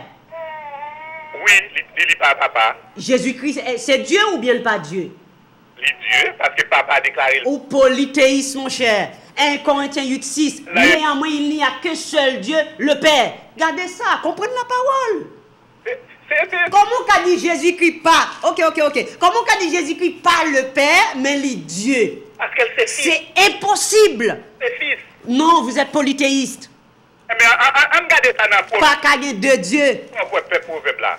On a la proverbe 8. Moi, déjà posé une question. Proverbe 8, là, je ne vais pas prendre là-dedans. Peut-être qui ça? Parce que pour répondre à une question, je pose un Apocalypse sur ce mais oui, c'est là. Pour dire côté, agneau ateye, les là, le livre là. Il y a un secret, pas de dévoiler, Patrick. Frère, dis-moi côté secret là, il pas caché non, et pour dire, ou vient notre texte là, ou pas expliquer nous, pas le plus devant. Jusqu'au verset 30. Non, pas dans verset 30 avant, frère. Il faut répondre. Ou te mène Apocalypse 5 là-bas, ou dire côté agneau ateye, lis Bible, ou dire côté agneau ateye, lis. Et pourquoi vous voulez faire comment émission la relais encore 100% évangélique. On garde prophète. Bon, nous baguette. Bon, on dit Apocalypse 5, 6 là, et on lit le bon. Pourquoi pas lire pour répondre à ma question et l'écrit? Même pas répondre. C'est texte ça pour dire côté lire, oui. Après répondre avec proverbe. Ou après répondre avec proverbe. Ok, répondre avec proverbe. D'accord, pas de problème. Proverbe 8, verset 22. Monsieur. L'Éternel m'a créé le premier de ses œuvres. Devant ses œuvres les plus anciennes. Était établi depuis l'éternité dès le commencement avant l'origine de la terre. Je suis enfanté quand il n'y a point d'abîme. Quand il n'y a point d'abîme, point de source chargée d'eau. Avant que les montagnes fussent affermies, avant que les collines existassent, je suis enfanté. Il m'avait encore fait ni la terre, ni les campagnes, ni les premiers atomes de la poussière du monde. Lorsqu'il disposa les cieux, j'étais là. Alors, vous obligé d'expliquer Ésaïe 44, 24 là, oui. On apprend à comprendre la parole de Dieu. De toute façon, si la Bible est un roman, vous monsieur, nous avons mené les gens. Il y a des gens qui ont écouté les films. Lorsqu'il traça sur la surface de l'abîme, il fixa les nuages en haut et que les sources de l'abîme jaillirent avec force, lorsqu'il donna une limite à la mer pour que les eaux n'en franchissent point les bords, lorsqu'il disposa les fondements de la terre, j'étais à l'œuvre auprès de lui et je faisais tous les jours ses délices jouant sans cesse sur sa présence, en sa présence. Hein? Alors, où dit là, c'est tout là? Écoutez bien, frère. Ouais, ça m'abdoula. Pourquoi? Écoutez bien, ça m'abdoula. Ouais, ça m'abdoula. Vous dites c'est Saint-Esprit. M'abdil avec tout. Alors, je nous bonne pour. Écoutez bien, ça m'abdoula.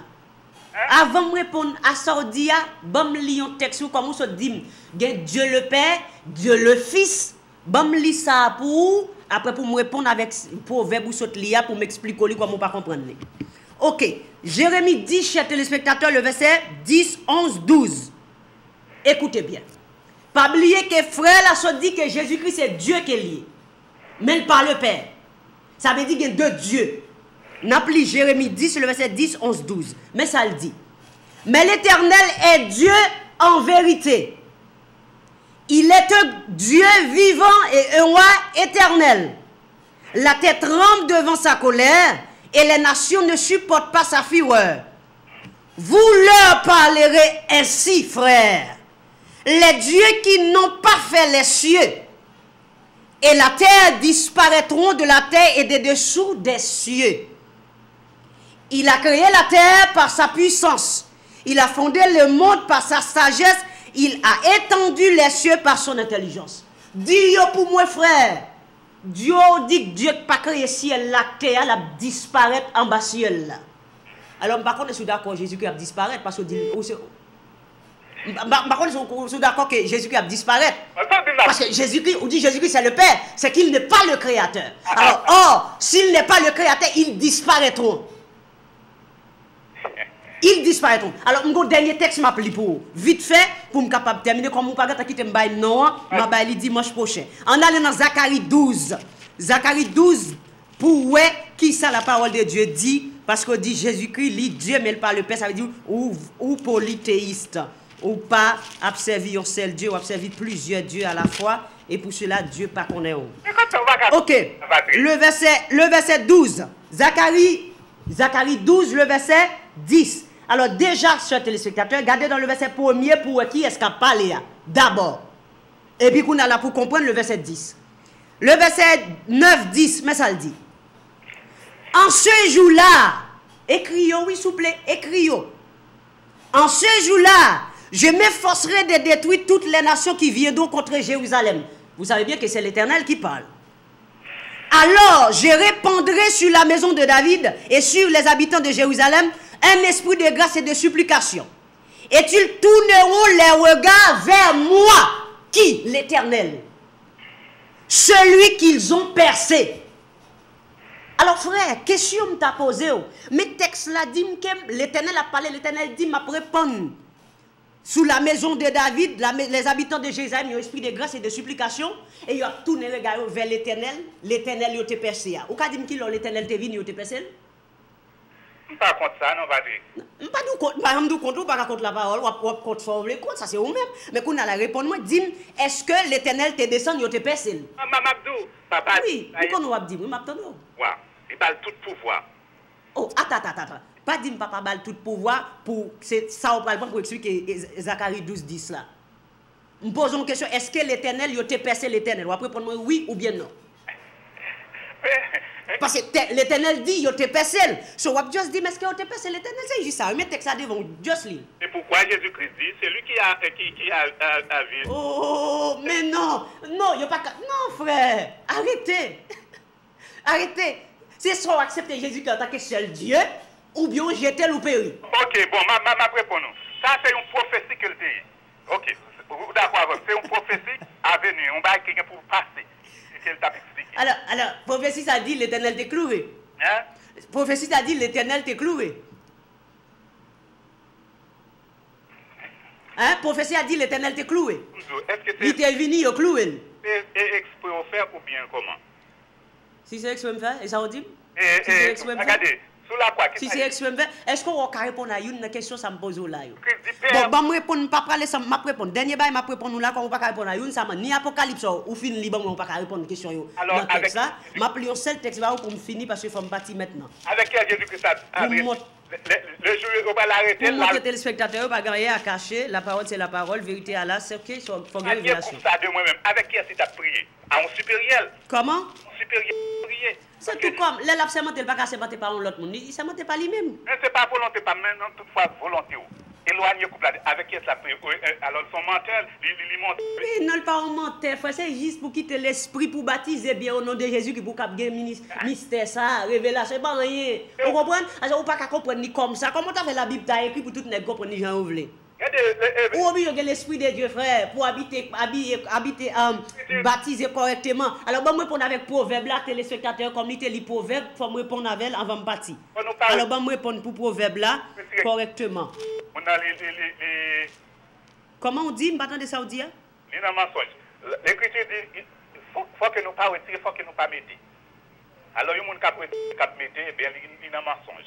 Il y a un mensonge? Oui. Qui est-ce qui a prêté cap mettre? Eh bien, qui est-ce qui a prêté cap mettre? Qui dit le papa ou même on dit c'est papa? Jésus qui dit le papa? Eh bien, on ne peut pas comprendre ta l'aime d'appeler. Regardez, et tellement dit le papa, priez papa, et puis nous fait prière pour nous dire, tout ça nous demande dans nos petites là. Alors. Oh. Hein? Alors, malheureusement, je ne peux pas finir ici. Malheureusement, je ne peux pas finir ici là pour montrer nos papas. Je ne peux pas déboucher sur nos papas parce que temps un peu petit, il faut me partir. Mais, je dis un bagay. Écoutez bien ça, je vais dire là. Bon, je dis un bagay.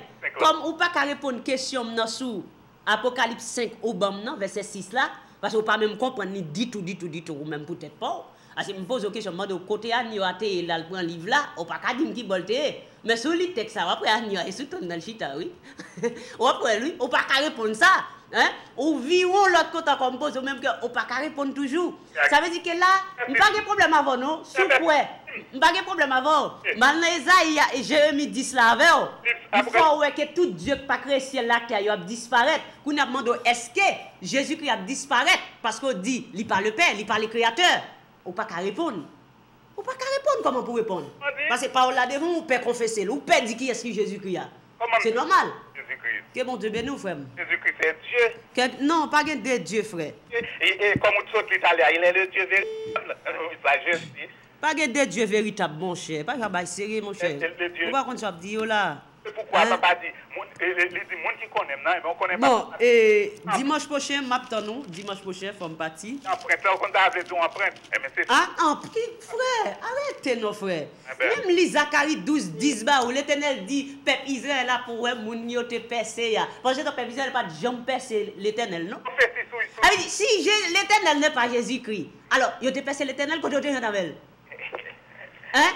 Quand je prends Jérémie avant pour montrer que l'Éternel dit c'est lui seul Dieu. Je prends Esaïe pour montrer qu'il n'y a pas l'autre encore pas jamais l'autre.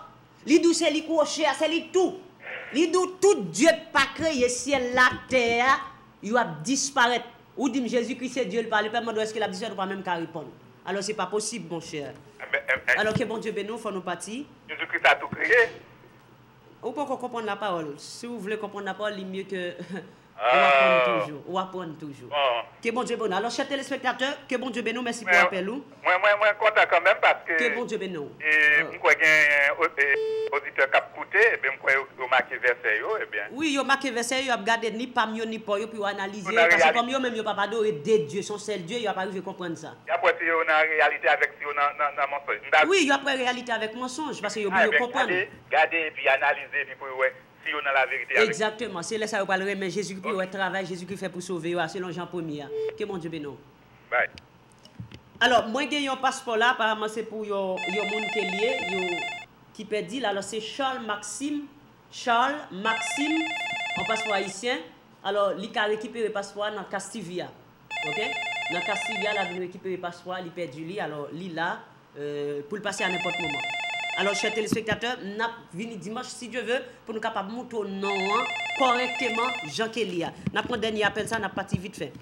Bon Dieu béni. Oui, bon Dieu béni, frère. Bon, son bagage m'a dit, frère. Oui, frère, moi. Et on fait une mission inédite. Une mission inédite, oui? Oui, certainement. Non, 1h30, quelque chose comme ça. Vous finissez prêcher un message qui est très terrible, qui est très important. Exact. Alors, si par exemple, on passe un débat, Si son débat en fait, mon ami doit faire tout débat, parce 15-20 minutes, font débat avec eux. C'est vrai, d'accord avec vous. Mais ça que vous parlez, si on n'a pas qu'à comprendre que la vérité soit dit, vaut mieux qu'il parle le haut. Exact. Et ça, quand vous voulez prendre appel, vous voulez finir, tout par fini pour montrer. Pourquoi on prêt pour poser des questions? Exactement. Et ça, quand vous voulez finir, vous voulez clair pour montrer tout le monde, ça va montrer. Question, la vérité, véritable, claire. Amen. Amen. Alors là, on pas fait pour un débat avec le monde comme ça.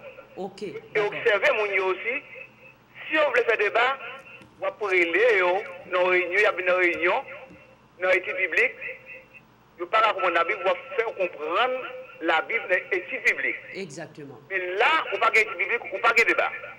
Ok, d'accord. Je t'ai souhaité l'offre encore, observer qu'il y a avant premier, parce que l'offre, une fois qu'on met ça comme ça, on a qu'à encourager. Mais et pas pour dire dans un débat encore pour faire discussion, et on n'a pas même comprendre ça la vie. Non, il ne pas comprendre. Regardez, il ne pas même ce que l'Apocalypse prend. Il ne pas comprendre. Mais est-ce qu'elle a sous trône pour aller des livres là? Non, il ne pas qu'à sous trône, c'est déjà sous trône. C'est juste comprendre le mystère. Mon Dieu, pas qu'à écrire la Bible là pour tout le monde comprendre ni. Faut le fort comprendre ni pour comprendre ni. Il faut chercher un monde pour. Exactement, c'est ça me dit. S'il pas qu'à comprendre, il vient chita pour apprendre, frère. On fait la discussion pour ouvert. Déjà, vous avez la loi qui dit vous n'aurez pas d'autre Dieu devant ma face. On ne peut pas dire Jésus-Christ son Dieu, après ça on l'entend Dieu. Encore ça fait combien de dieux? Deux dieux, on ne va pas adorer? Pas de Dieu, seul Dieu. Seul Dieu gagne, frère. C'est lui qui joue tout rôle. Là, on va parler dans le proverbe là, là, il crée. Ça veut dire, c'est ça que le premier, il est le premier de la création. C'est normal. Ça que nous a dit, le Saint-Esprit, c'est une personne parce que le Saint-Esprit fait en parler. Exact. Alors, non, il parle en personne. Nous parlons, nous pas prêter. Nous parlons parce que l'autre nous vient. Excusez-moi, dimanche prochain, si Dieu veut. Ok. Que bon Dieu bénisse. Merci pour l'appel. Bye bye. Bon, que bon Dieu bénisse tout le monde. Passons bonne semaine et mettez passeport à oublier pour récupérer lui. Au nom de Jésus-Christ. Bonne semaine, bon courage et révisez texte. Bye bye.